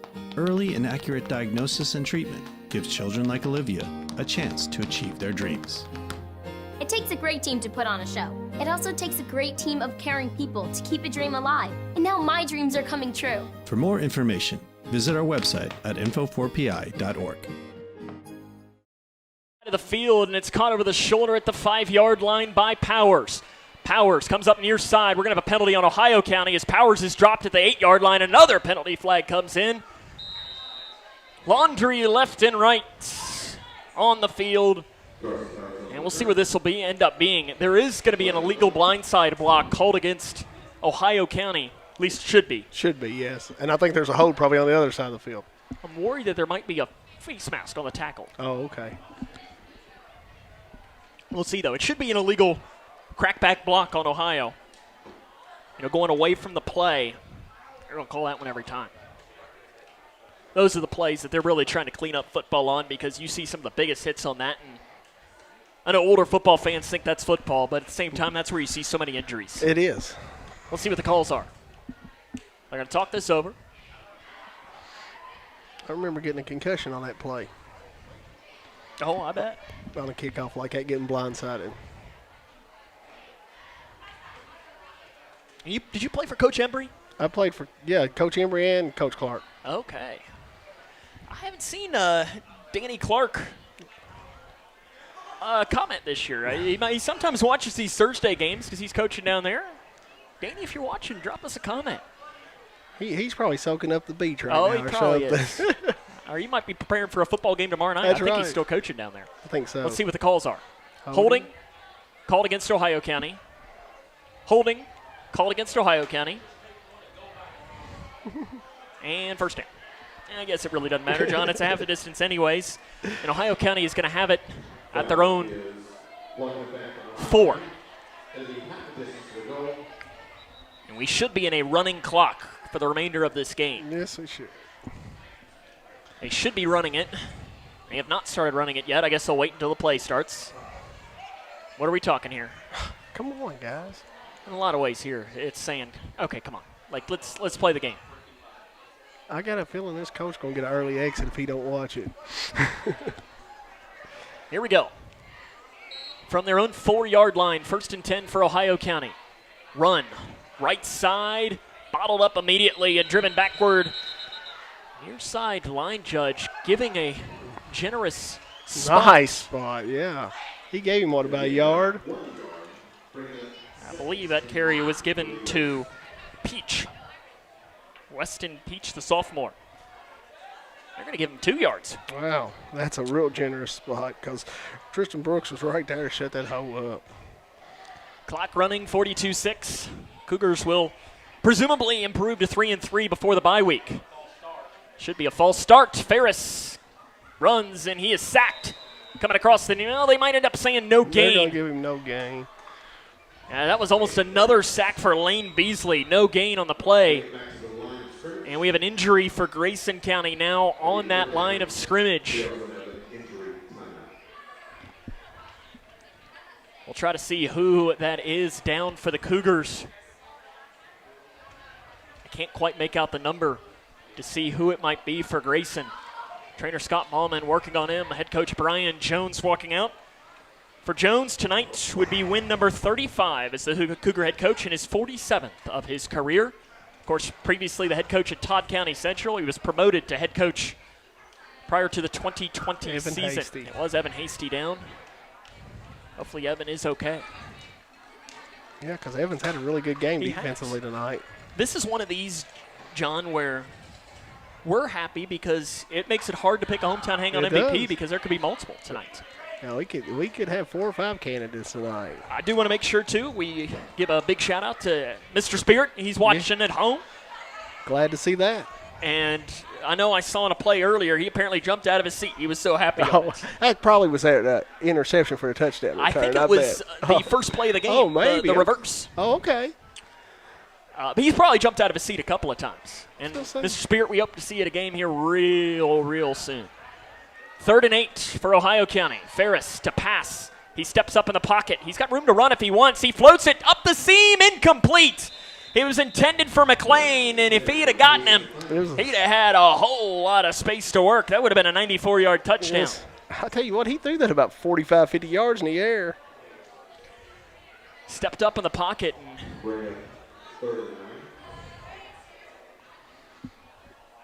Be back to the 6, and now you got to punt this. Yeah, 4. Hey, if I'm Coach Jones here, I'm sending the house and try to block this thing. Maybe you can. No, they're not. They're backing up 3 backers. Yeah, if it's a closer game, maybe you do. Yeah. I think maybe you're going to set up a return, let Caden Tyner take one to the house. Yeah, exactly. Ferris has had a couple of good punts. This one goes over to the far side. They kick away from Tyner. Tyner, though, picking it up on the bounce of the 45-yard line. Breaks a tackle at the 40. Goes up far sideline 30. Outside the numbers, inside the 20-yard line. Cuts back to the middle, inside the 15.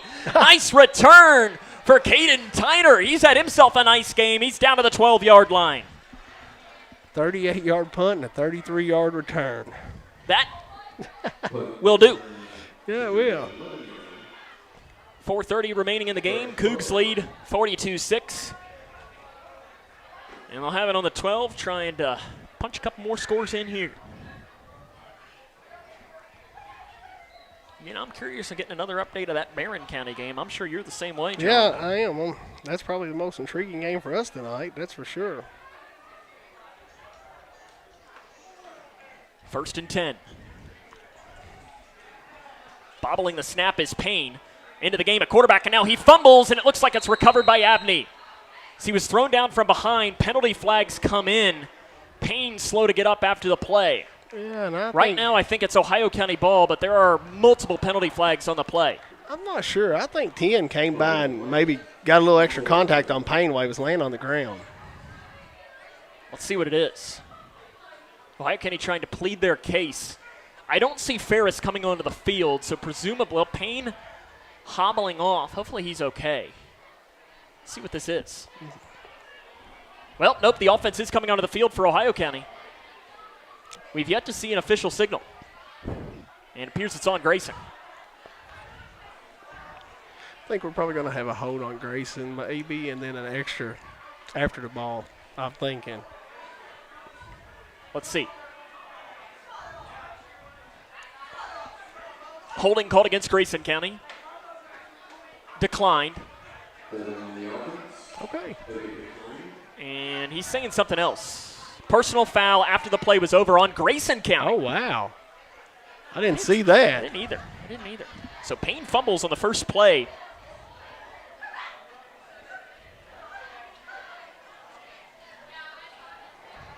Honestly, though, John, that might be a good thing for Trigg. It may be. That he fumbled. It may be. You can learn a lot of lessons. You can. With a play like that. Ohio County has it on their own 36-yard line. A big return for Caden Tyner. Well, the Cougars can't turn it into anything. They lead 42-6. About 3.5 remaining in the third quarter. Ferris going to run it himself right side. Almost a shoestring track tackle. Cuts back to the middle and runs right into Lane Beasley.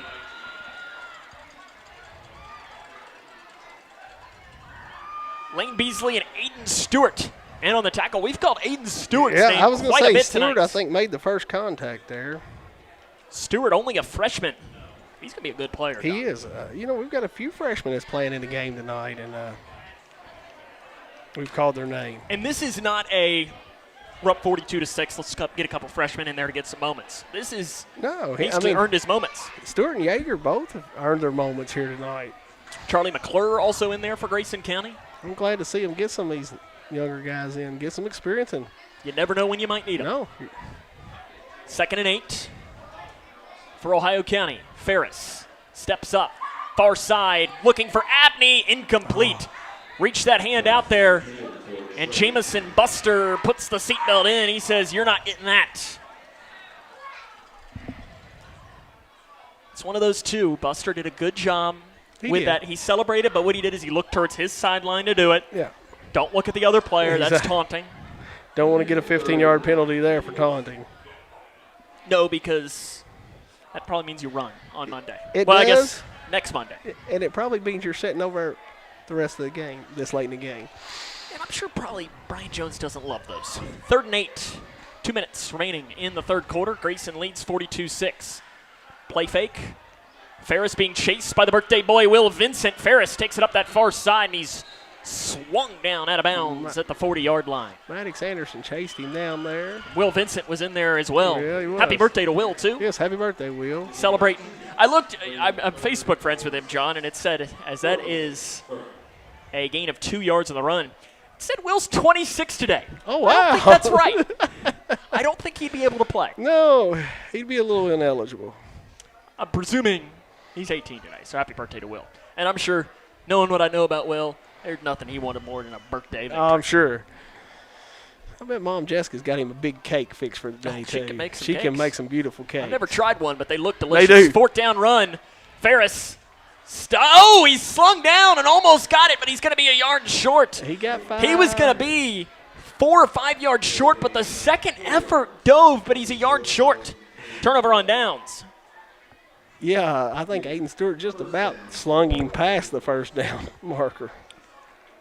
And we'll see here, 50 seconds remaining. Cougars will need to snap it one more time in this quarter.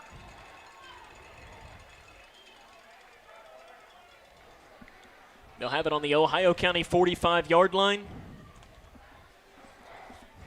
They will have to snap it one more time. Well, they haven't started. Yep, 10 seconds extra. 1st and 10 from the Ohio County 45-yard line. Payne to the right, or Mudd to the right of Payne. Payne does a check with me to the sideline now. He's got 10 on the play clock. Yeah, he's got. You got to hurry, and Brian Jones probably got to take a timeout. He's missing a lineman. And there comes the timeout from Brian Jones with 11.7 seconds remaining here in this third quarter of play. Let's see if I can't find a score from around the area. Again, volleyball, congrats to them. They picked up a big win tonight, 3-1 over Ohio County. Let's see here. North Oldham has defeated Breck 52-14. That is a final score. South Warren Oliver Meade 34-3. Bowling Green over Warren Central 47-0. Barron again. Last score update I had was 17-14. Barron leading Greenwood at the end of the third quarter, as apparently Greenwood just returned a 93-yard kick for a touchdown, which is what made it 17-14. Okay. Barron was winning 17-7. Game is happening, I do believe, in beautiful Glasgow tonight. Look at this man over here. It's Trey Cook popping in here. I might put him to work if he gets too close over here. He says no. That's going to make him run away. Former crew member Trey Cook popping over there. Trey, brother of Alex, as his nickname was. Out of the timeout, Ohio County jumps, and that'll be 5 yards. Yep. And they might just run the clock and take us to the end of the quarter. They will. End of the quarter. Grayson County leads this 42-6. This is Cougar football on K105. When I grow up, I want to be a ballerina. Because dancing makes me happy. I get to entertain people, and nothing makes me feel more like me. PI impacts millions of children's lives. Early and accurate diagnosis and treatment gives children like Olivia a chance to achieve their dreams. It takes a great team to put on a show. It also takes a great team of caring people to keep a dream alive. And now my dreams are coming true. For more information, visit our website at info4pi.org.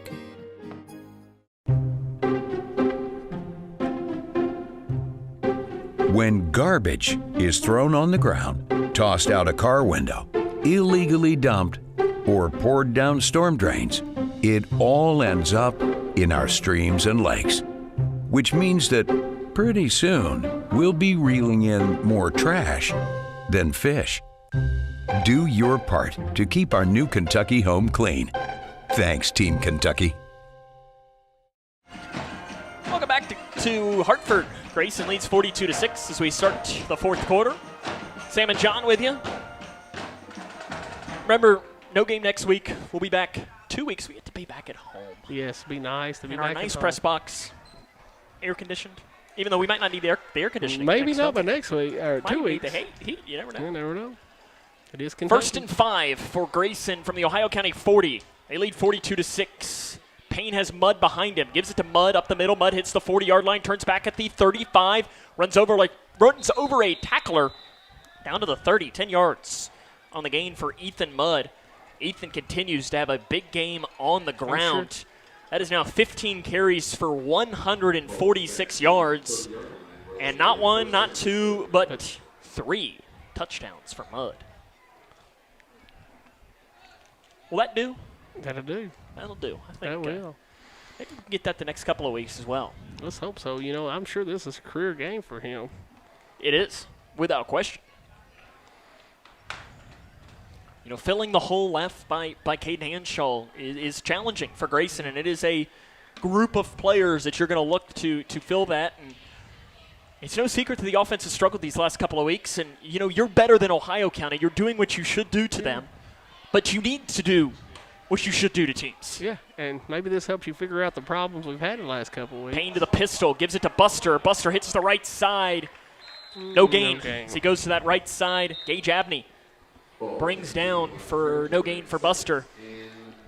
Again, the clock continues to run here, but nope.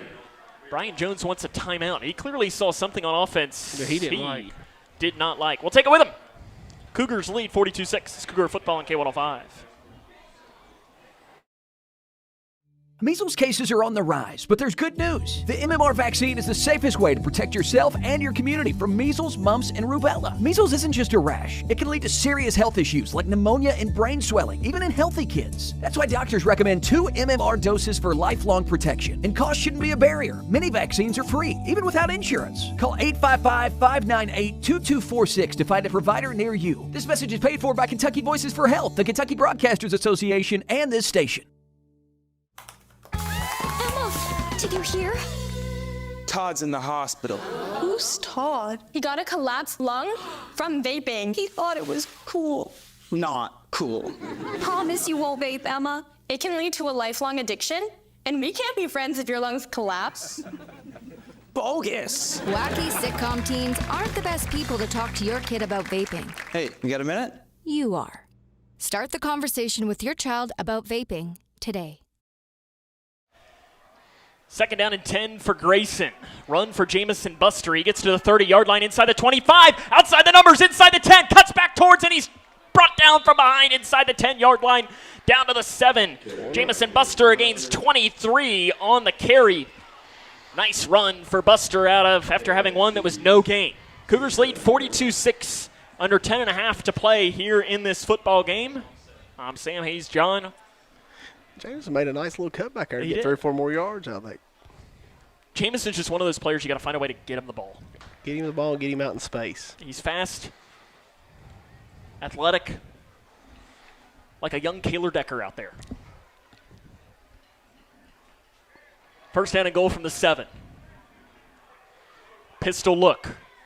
Payne on the give, gives it to Buster up the middle inside the 5-yard line. He spins out of the tackle, goes towards the goal line, and he is in the end zone. Touchdown, Jamycen Buster from 7-yard out.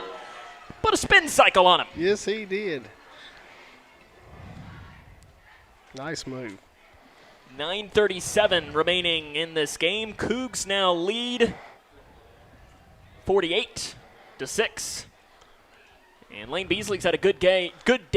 Yeah, Scott may have to ice Lane's leg down after today. So he's getting ready to attempt his 7th extra point of the night. He's 6 of 6. Eli Johnston has had a couple of really nice holds as well.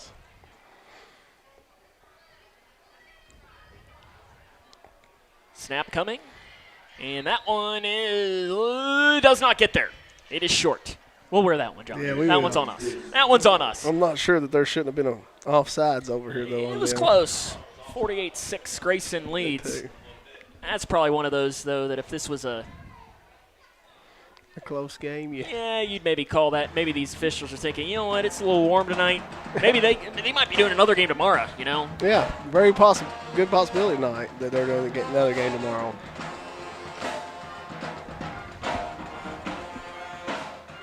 Well, I said it was a Jamycen Buster touchdown. Should I have said Jamycen? You should have. That's what Barron County kept calling him last week. I made a comment earlier, I think on In the Know, said I think the moms are just going to call him Jamycen now. Probably not the first time he's been called Jamycen. I would say it's not. I was talking to his aunt Saturday after that, and she was talking about that, what they were calling him down there Friday night. Cougs lead 48-6. I don't know why the clock has stopped. It should be running during the timeouts. Yeah. As it only stops for injuries and timeouts. And by timeouts, I mean a coach's timeout. Yeah. It should not stop. After a score, it does not stop. It does not, but they must not want to go home over there, Sam.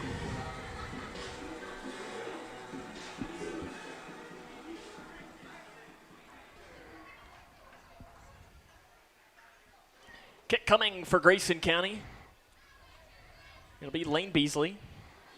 They've kind of switched up what they've done. They've tried an onside kick. They've gone short to a couple of pooch kicks, and they've gone deep. I think it's probably one you're going to see how far Lane can kick it. And it's a pretty good kick for Lane Beasley. Caught at the 10-yard line by Powers for the Eagles, right up the middle to the 30-yard line. That's where he breaks a tackle, comes down to the near side, and it's up to the 35. Nice little return for Ohio County. Yeah, Carson Powers gets 25 yards on that return. The Ohio County losing streak will go to 28 games. There was another young guy in to make that tackle Austin Tilford. Brian Jones is probably a moment where he will get a lot of the younger guys in there.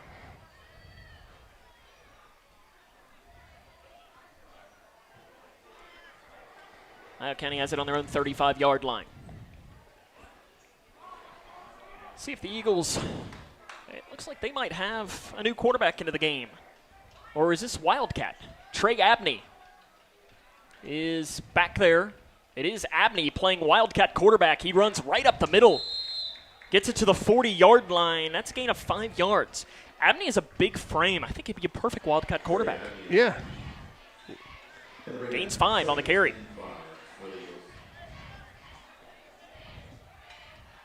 He's just one of those kids, too. You want to find a way to get him the ball. Yeah, he is, because like I say, he's got good size. There's another. Abney. And the shotgun, and there is going to be a false start whistled on the Eagles. That'll move us back 5 yards. Well, that 5-yard run by Abney is wiped off. Again, the clock should not be stopped, John. No, it shouldn't. It Why? only stops on timeouts. Yeah, he's telling them, the White Hat's telling them to run the clock. Run the clock, run the clock, run the clock. 48-6. If anything else, we want to go step outside, John. It's a little toasty in here. We got a little sauna going. Doesn't help that we got, 6 of us in here.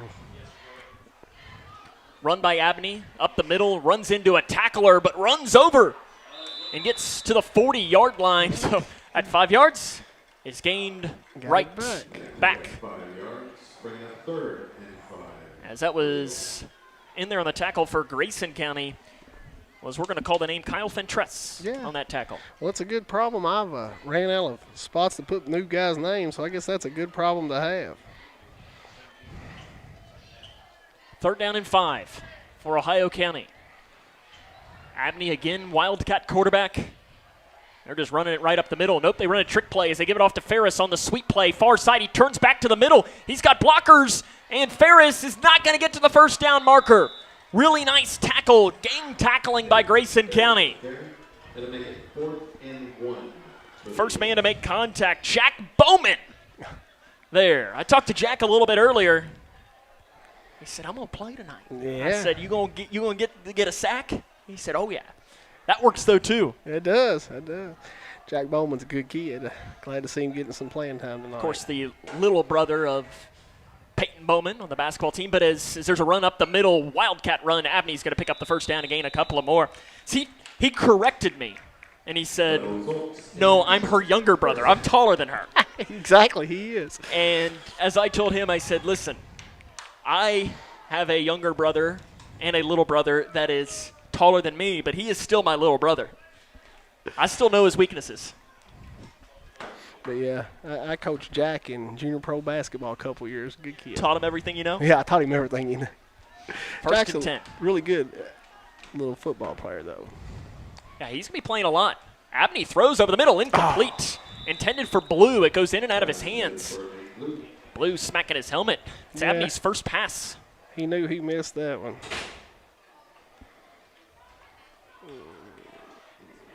I don't even have Abney on here as quarterback. Oh. As it was intended for Blue. Incomplete. 2nd and 10. Getting Trey Abney in the game at quarterback. Wildcat run near side. Nice tackle by Grayson County along the edge.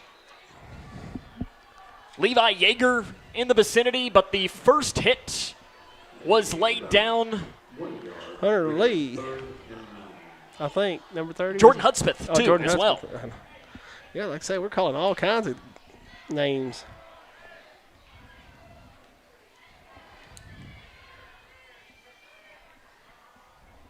Time continues to run. About 5 minutes left in this game. Grayson leads 48-6 against the Eagles.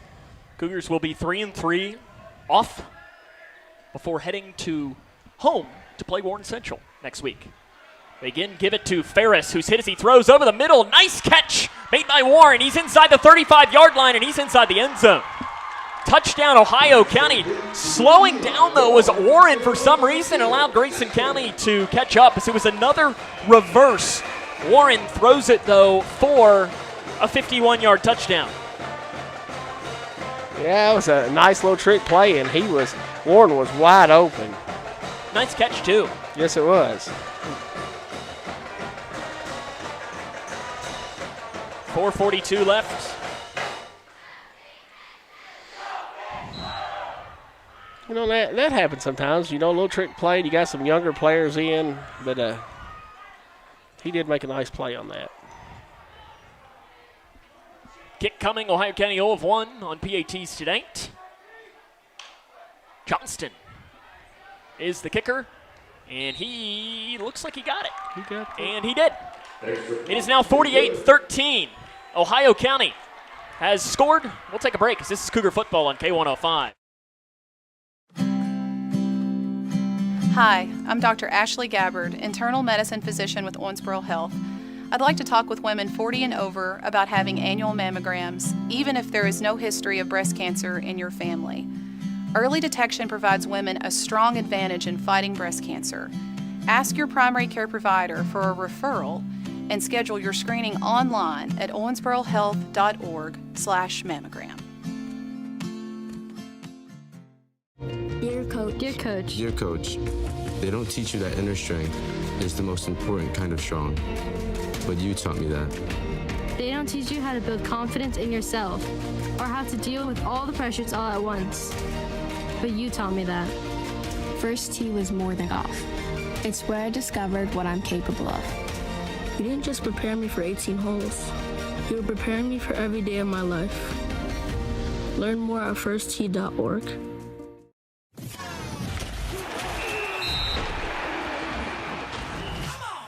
Cougar football on K105.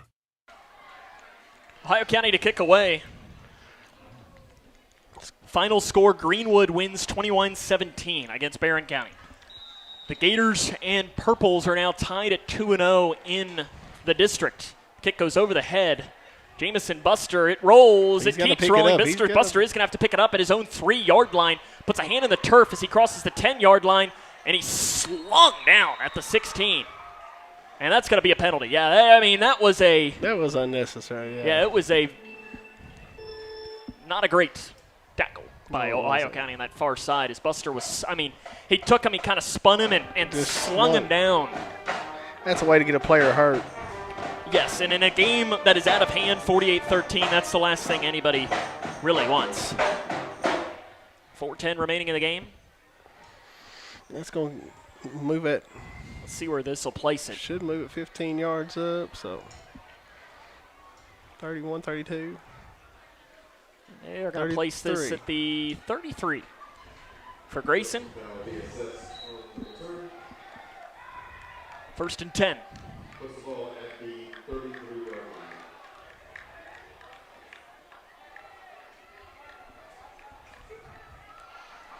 First and 10 for Grayson County. Oh, John, I think they're giving out free popcorn down there. Well, maybe she could throw some up to us. I was going to say, toss some up this way. Might fall out a little bit. Payne goes under center here for Grayson. And nobody was there to take the handoff. No, it wasn't. And he is going to be losing 4 yards, or 2 yards, back to the 31. I don't know who was. Yeah, I don't know who was there. Nobody came up. It's a loss of 2 back to the 31. I don't know who was in the game at running back there, but whoever it was didn't come take the handoff. And that's unusual. Most backs want the ball. Especially a back that might not always get carries. Yeah, this could be his first varsity carry. I can't see who it is. He hasn't turned to give it to us. Payne keeps it himself as the back was 800 lead. Okay. Payne kept it himself, and he will lose. No, he got back, but they threw a flag. There is a flag on the far side. Personal foul Grayson called against Grayson County. Interesting. Wow.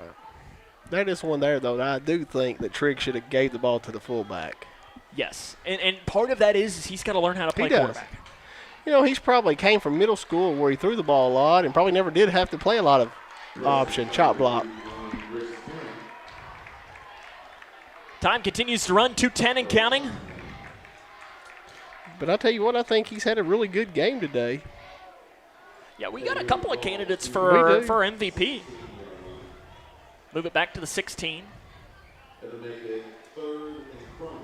mean, Cougars, 25 rushes for 268 yards, 82 through the air tonight. This looks like old Cougar football from last year.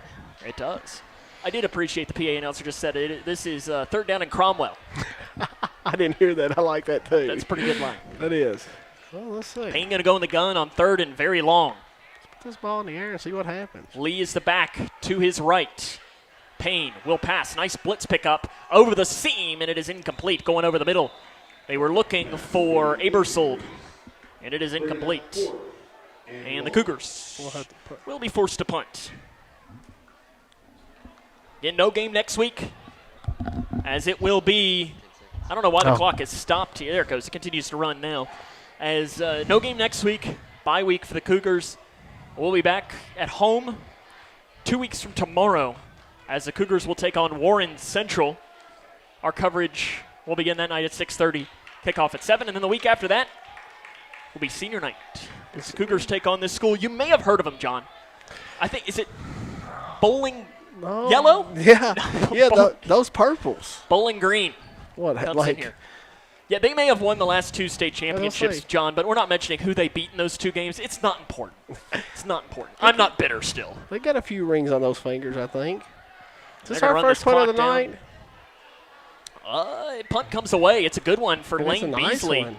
Takes a bounce. It's an Ohio County bounce to the 46-yard line and downed at the 45. Jamycen Buster downs it there. 30-yard punt. And that is where Ohio County is going to come out, and they will be able to run one more play if they want. I was going to say, I'm not sure they're not going to even elect to run a play. I don't think. No, they're not even going to run a play, I don't think. They will not run a play. 20 seconds. They might run one more. They may run one. No, throw it in the end zone, John. Why not? Why not? Okay. They're going to have to hurry. Anthony Layton, you're going to get back on the other side of the ball. 10 seconds and counting. They got to hurry. 8 seconds. Well, yeah, you got 5 seconds. New quarterback in. He probably wants to grab it and throw it. 3 seconds. 2 seconds. 1 second. And they do not get the play off. Grayson County wins the game tonight by the final score of 48-13. The Cougars are back in the win column. We'll come back. Jump into the 5th quarter show after this. Again, your final score, Grayson County 48, Ohio County 13. It's Cougar football on K105. Hi, I'm Dr. Ashley Gabbard, internal medicine physician with Owensboro Health. I'd like to talk with women 40 and over about having annual mammograms, even if there is no history of breast cancer in your family. Early detection provides women a strong advantage in fighting breast cancer. Ask your primary care provider for a referral and schedule your screening online at owensborohealth.org/mammogram. Dear Coach. Dear Coach, they don't teach you that inner strength is the most important kind of strong, but you taught me that. They don't teach you how to build confidence in yourself or how to deal with all the pressures all at once, but you taught me that. First tee was more than golf. It's where I discovered what I'm capable of. You didn't just prepare me for 18 holes. You were preparing me for every day of my life. Learn more at firsttee.org. Connection builds community. It grows the minds of future citizens and leaders. Connection teaches. It encourages. It builds confidence through relationships, through partnerships, through small daily acts, through high-impact programs at all levels. Connection says together, we can. The one thing I know about Grayson County Schools, when you get the right people going in the right direction, anything's possible. We are GC Connected. When you bundle home and auto, good things can happen. You get a local agent who can help you choose the right coverage for you at a price that's right for you. Call State Farm agent Duda Hudson in Litchfield today. It's Kyle's last spin on his turntable. Yeah. And the first day of Kira's new career in IT. When you donate to Goodwill, you help provide skills training and career placement. And the things you love start a new life too. When you give blood, you give life. And when you give life, you change lives. Make a life-saving impact by donating blood with Western Kentucky Regional Blood Center, your hometown partner. As the sole supplier of blood products needed in Grayson County, your donation ensures a stable and adequate blood supply for you, your family, friends, and your neighbors. You are the hero when you give. Feel the power of community and compassion in every drop. Give life and change lives with Western Kentucky Regional Blood Center. Life is on the line. Struggling with mortgage debt from COVID? Team Kentucky can help. If you restructured your home loan and deferred payments to the end of your mortgage, you may qualify for up to $60,000 in assistance to pay off that debt. Help is also available for other COVID-related hardships if you meet income guidelines. Apply today at www.protectmykyhome.org. This ad is sponsored by Kentucky Housing Corporation, the Kentucky Broadcasters Association, and this station.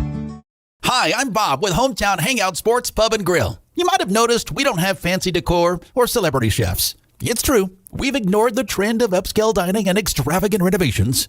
That gets pretty expensive, you know. And in the end, it's the customer who pays for those upgrades.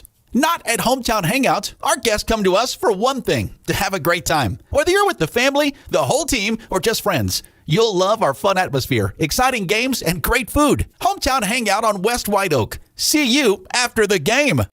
Are you looking for the best building materials in Litchfield? Look no further than Future Designs Building Materials. The builder's choice on Quarry Road has everything you need to build your dream home. Jim writes, I'm so glad I came to Future Designs for my new roof. The staff was so helpful and knowledgeable, and they made sure I got the right materials for my needs. Thanks, Jim. Future Designs is more than just a building materials store. Future Designs Building Materials on Quarry Road in Litchfield. FDBM.net. Building on experience.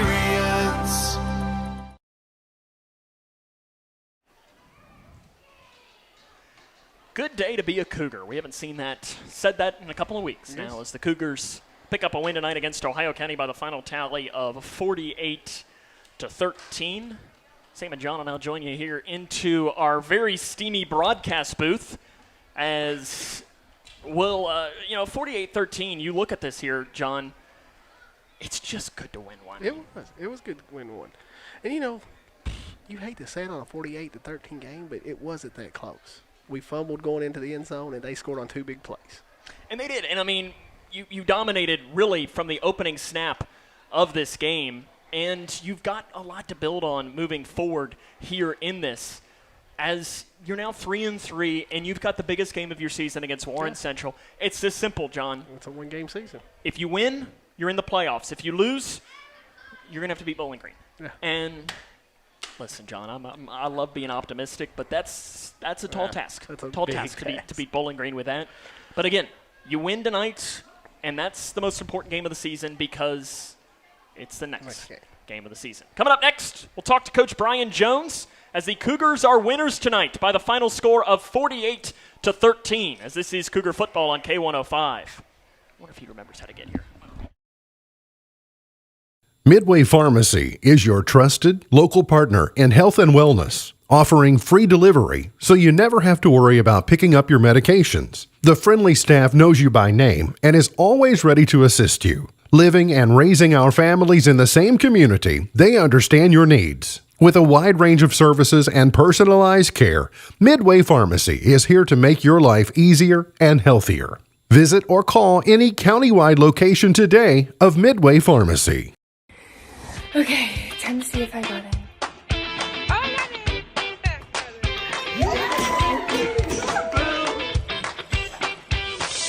Yes! It is my honor to welcome you to the class of 2029. See you, teacher! Congratulations and welcome to the Big Blue Nation! Everyone deserves a bright future. Find your future at futurity.org. I crave adventures that spark joy and create memories. Sailing the seas with Royal Caribbean or exploring the magic of Disney parks. And with your global getaway, my dreams are expertly crafted. From all-inclusive Caribbean resorts to tailor-made itineraries, Mark turns wanderlust into reality. Why settle for ordinary when you can have extraordinary? Your Global Getaway. Expertise in unforgettable vacations. Call Mark at 270-296-0106 or visit yourglobalgetaway.com.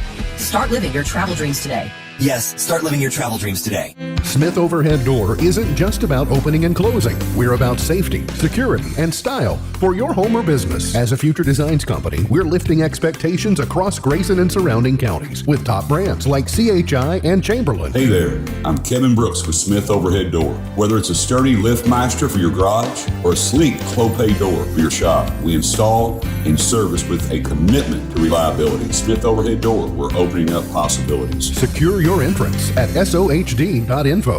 Ohio County High School, where the Cougars pick up a win tonight, 48-13. Coach Jones joins us now, and Coach, I tell you what, it's a whole lot more fun to talk to you after a night like this than it is the past. Nothing against, I mean, we love talking to you any night, but last night wasn't as fun. This one's a little bit more fun, isn't it? Yeah, absolutely. You know, it's nice to head into our bye week, our off week on a win, and you know, hopefully kids go into the break and in a great mood and enjoy the time off and come back a little juiced up, ready to get back to district play against Warren Central and have an opportunity, hopefully secure a spot in the playoffs.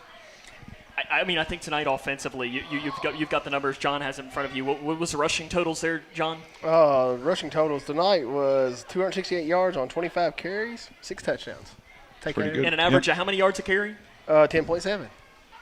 That'll do after last week where you didn't really – now, again, I know opponents are very different. Yeah, obviously, yeah. Nothing against Ohio County, but it probably felt good just to get that run game going. Yeah, absolutely. I mean, it's who we want to be and what we want to do. And so it was we honestly expected something different out of them defensively. They showed something that they hadn't on film the entire season.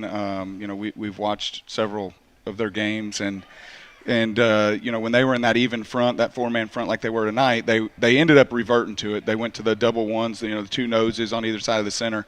But early in the game, they were giving us a 1 technique with a 3 technique, and which that's what we want, to be honest with you. I probably shouldn't say that on air, but that allows us to run not only our triple option, but it allows us to run our midline game as well.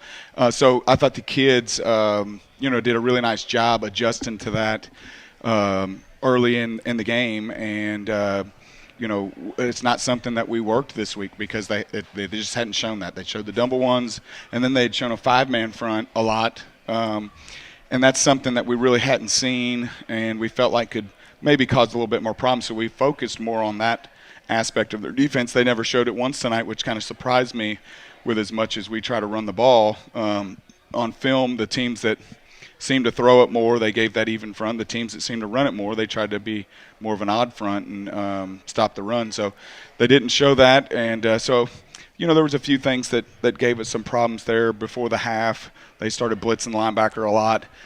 We were having trouble picking him up in pass protection.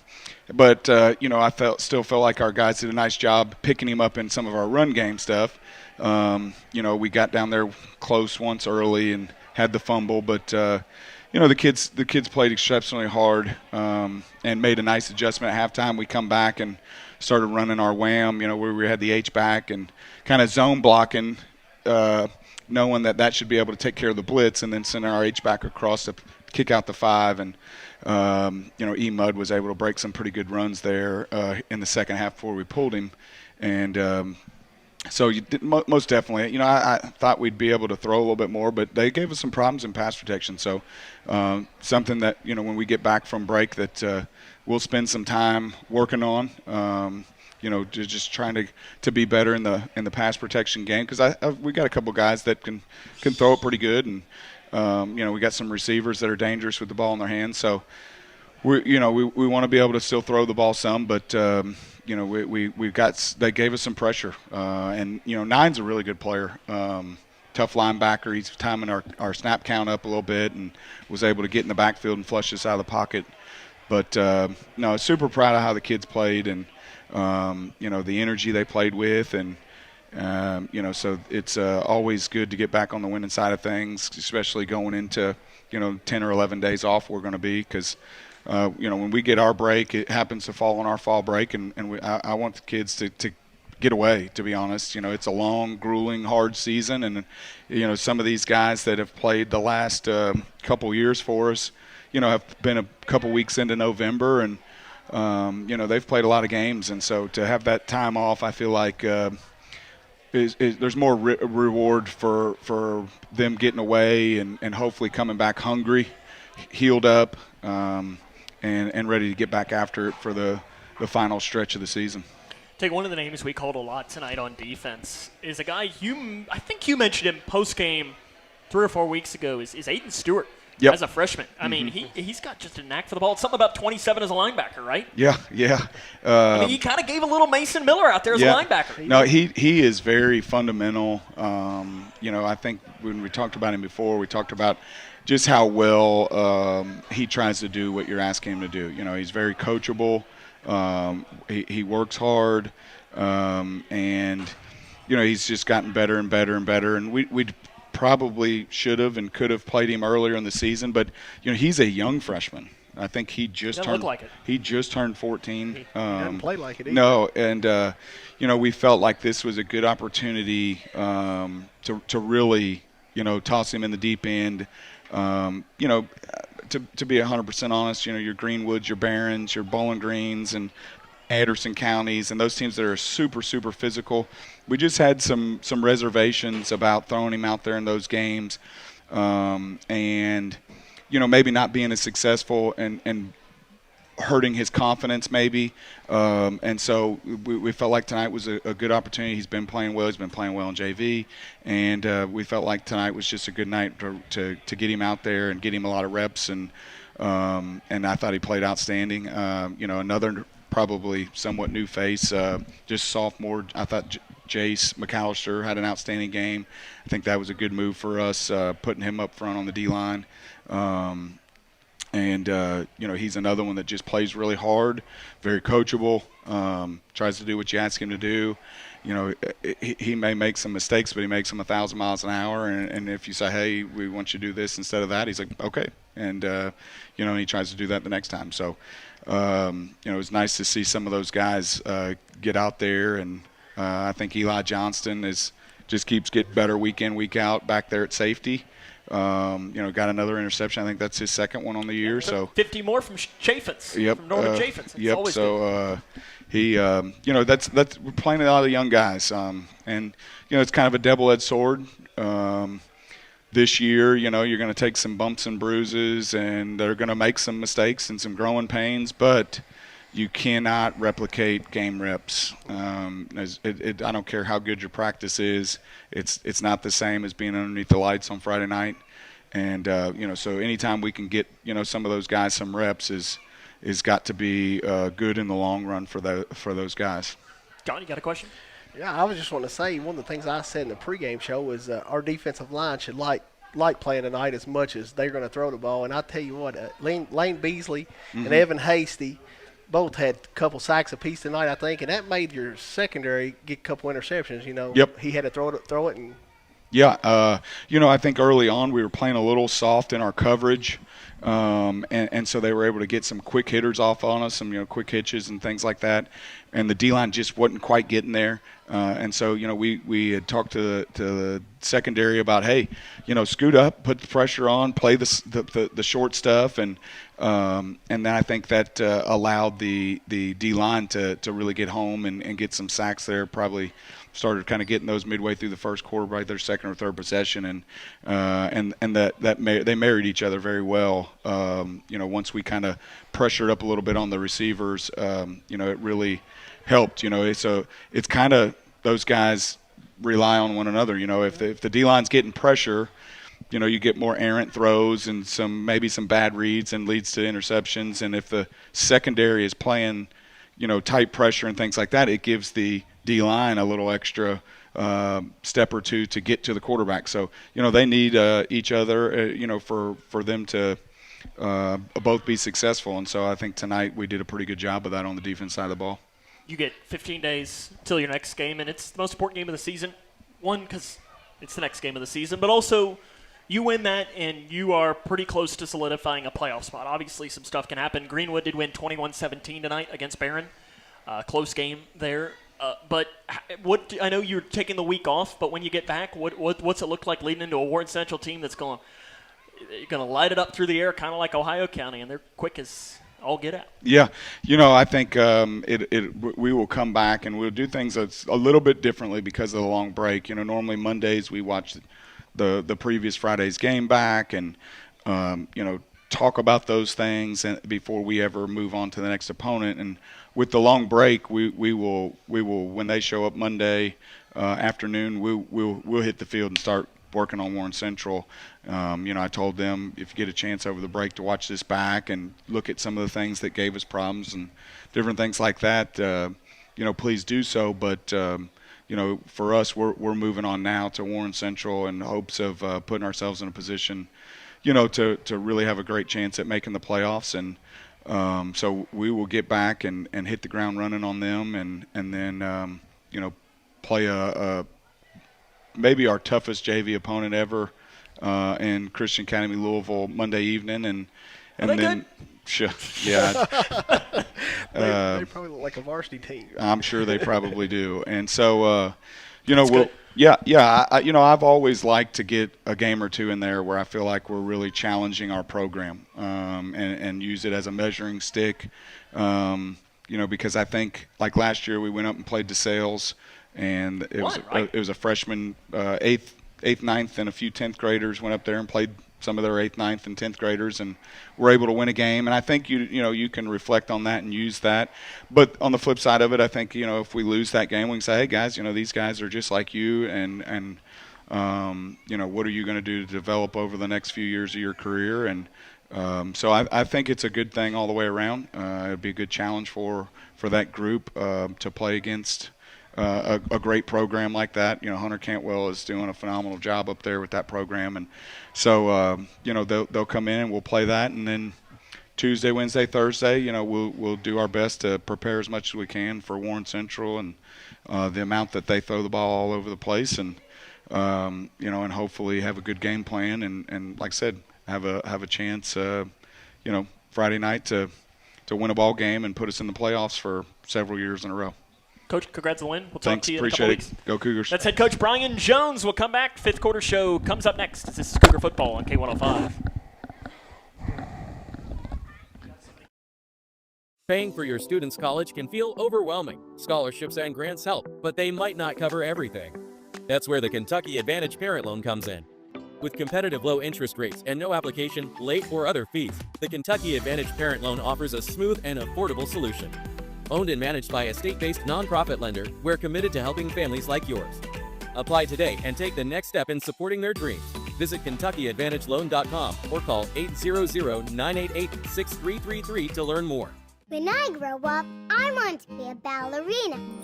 Because dancing makes me happy. I get to entertain people, and nothing makes me feel more like me. PI impacts millions of children's lives. Early and accurate diagnosis and treatment gives children like Olivia a chance to achieve their dreams. It takes a great team to put on a show. It also takes a great team of caring people to keep a dream alive. And now my dreams are coming true. For more information, visit our website at info4pi.org. Food isn't just fuel to live, it's fuel to grow.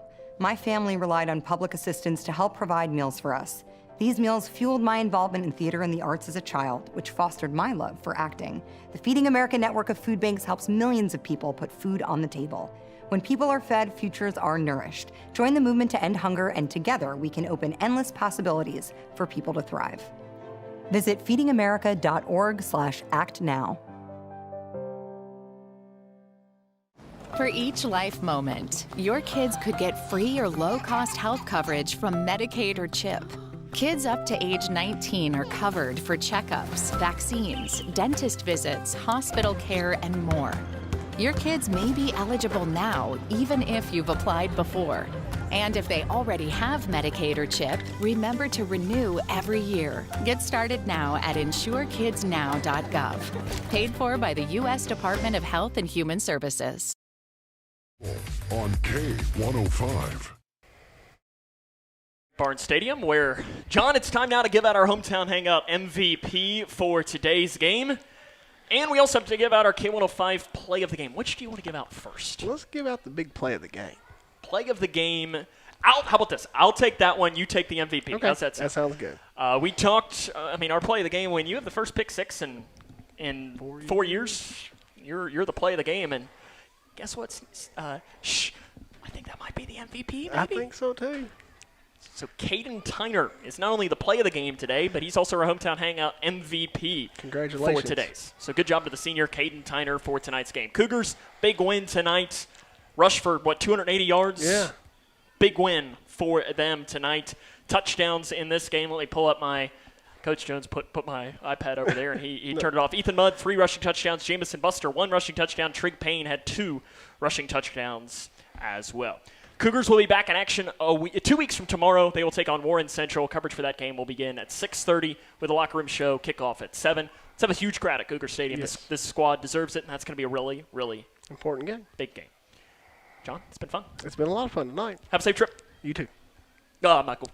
Oh, not going anywhere. But, oh, yeah. Well, I'm going to Cincinnati to be disappointed again on Sunday. I've been having a lot of that, so thanks. Well, I'll think about you while I'm sitting in the casino on the boat. Oh, I'm sure you will. I'm sure you will be. Cougars win tonight. Want to give a shout-out to our K105 Digital Productions crew. It was a tag team effort, Addison Parker and Zach the Sleeper Jack. So for them and for John Decker on a night where Grayson County wins 48-13 against Ohio County, this is Sam Gormley saying, so long, everyone.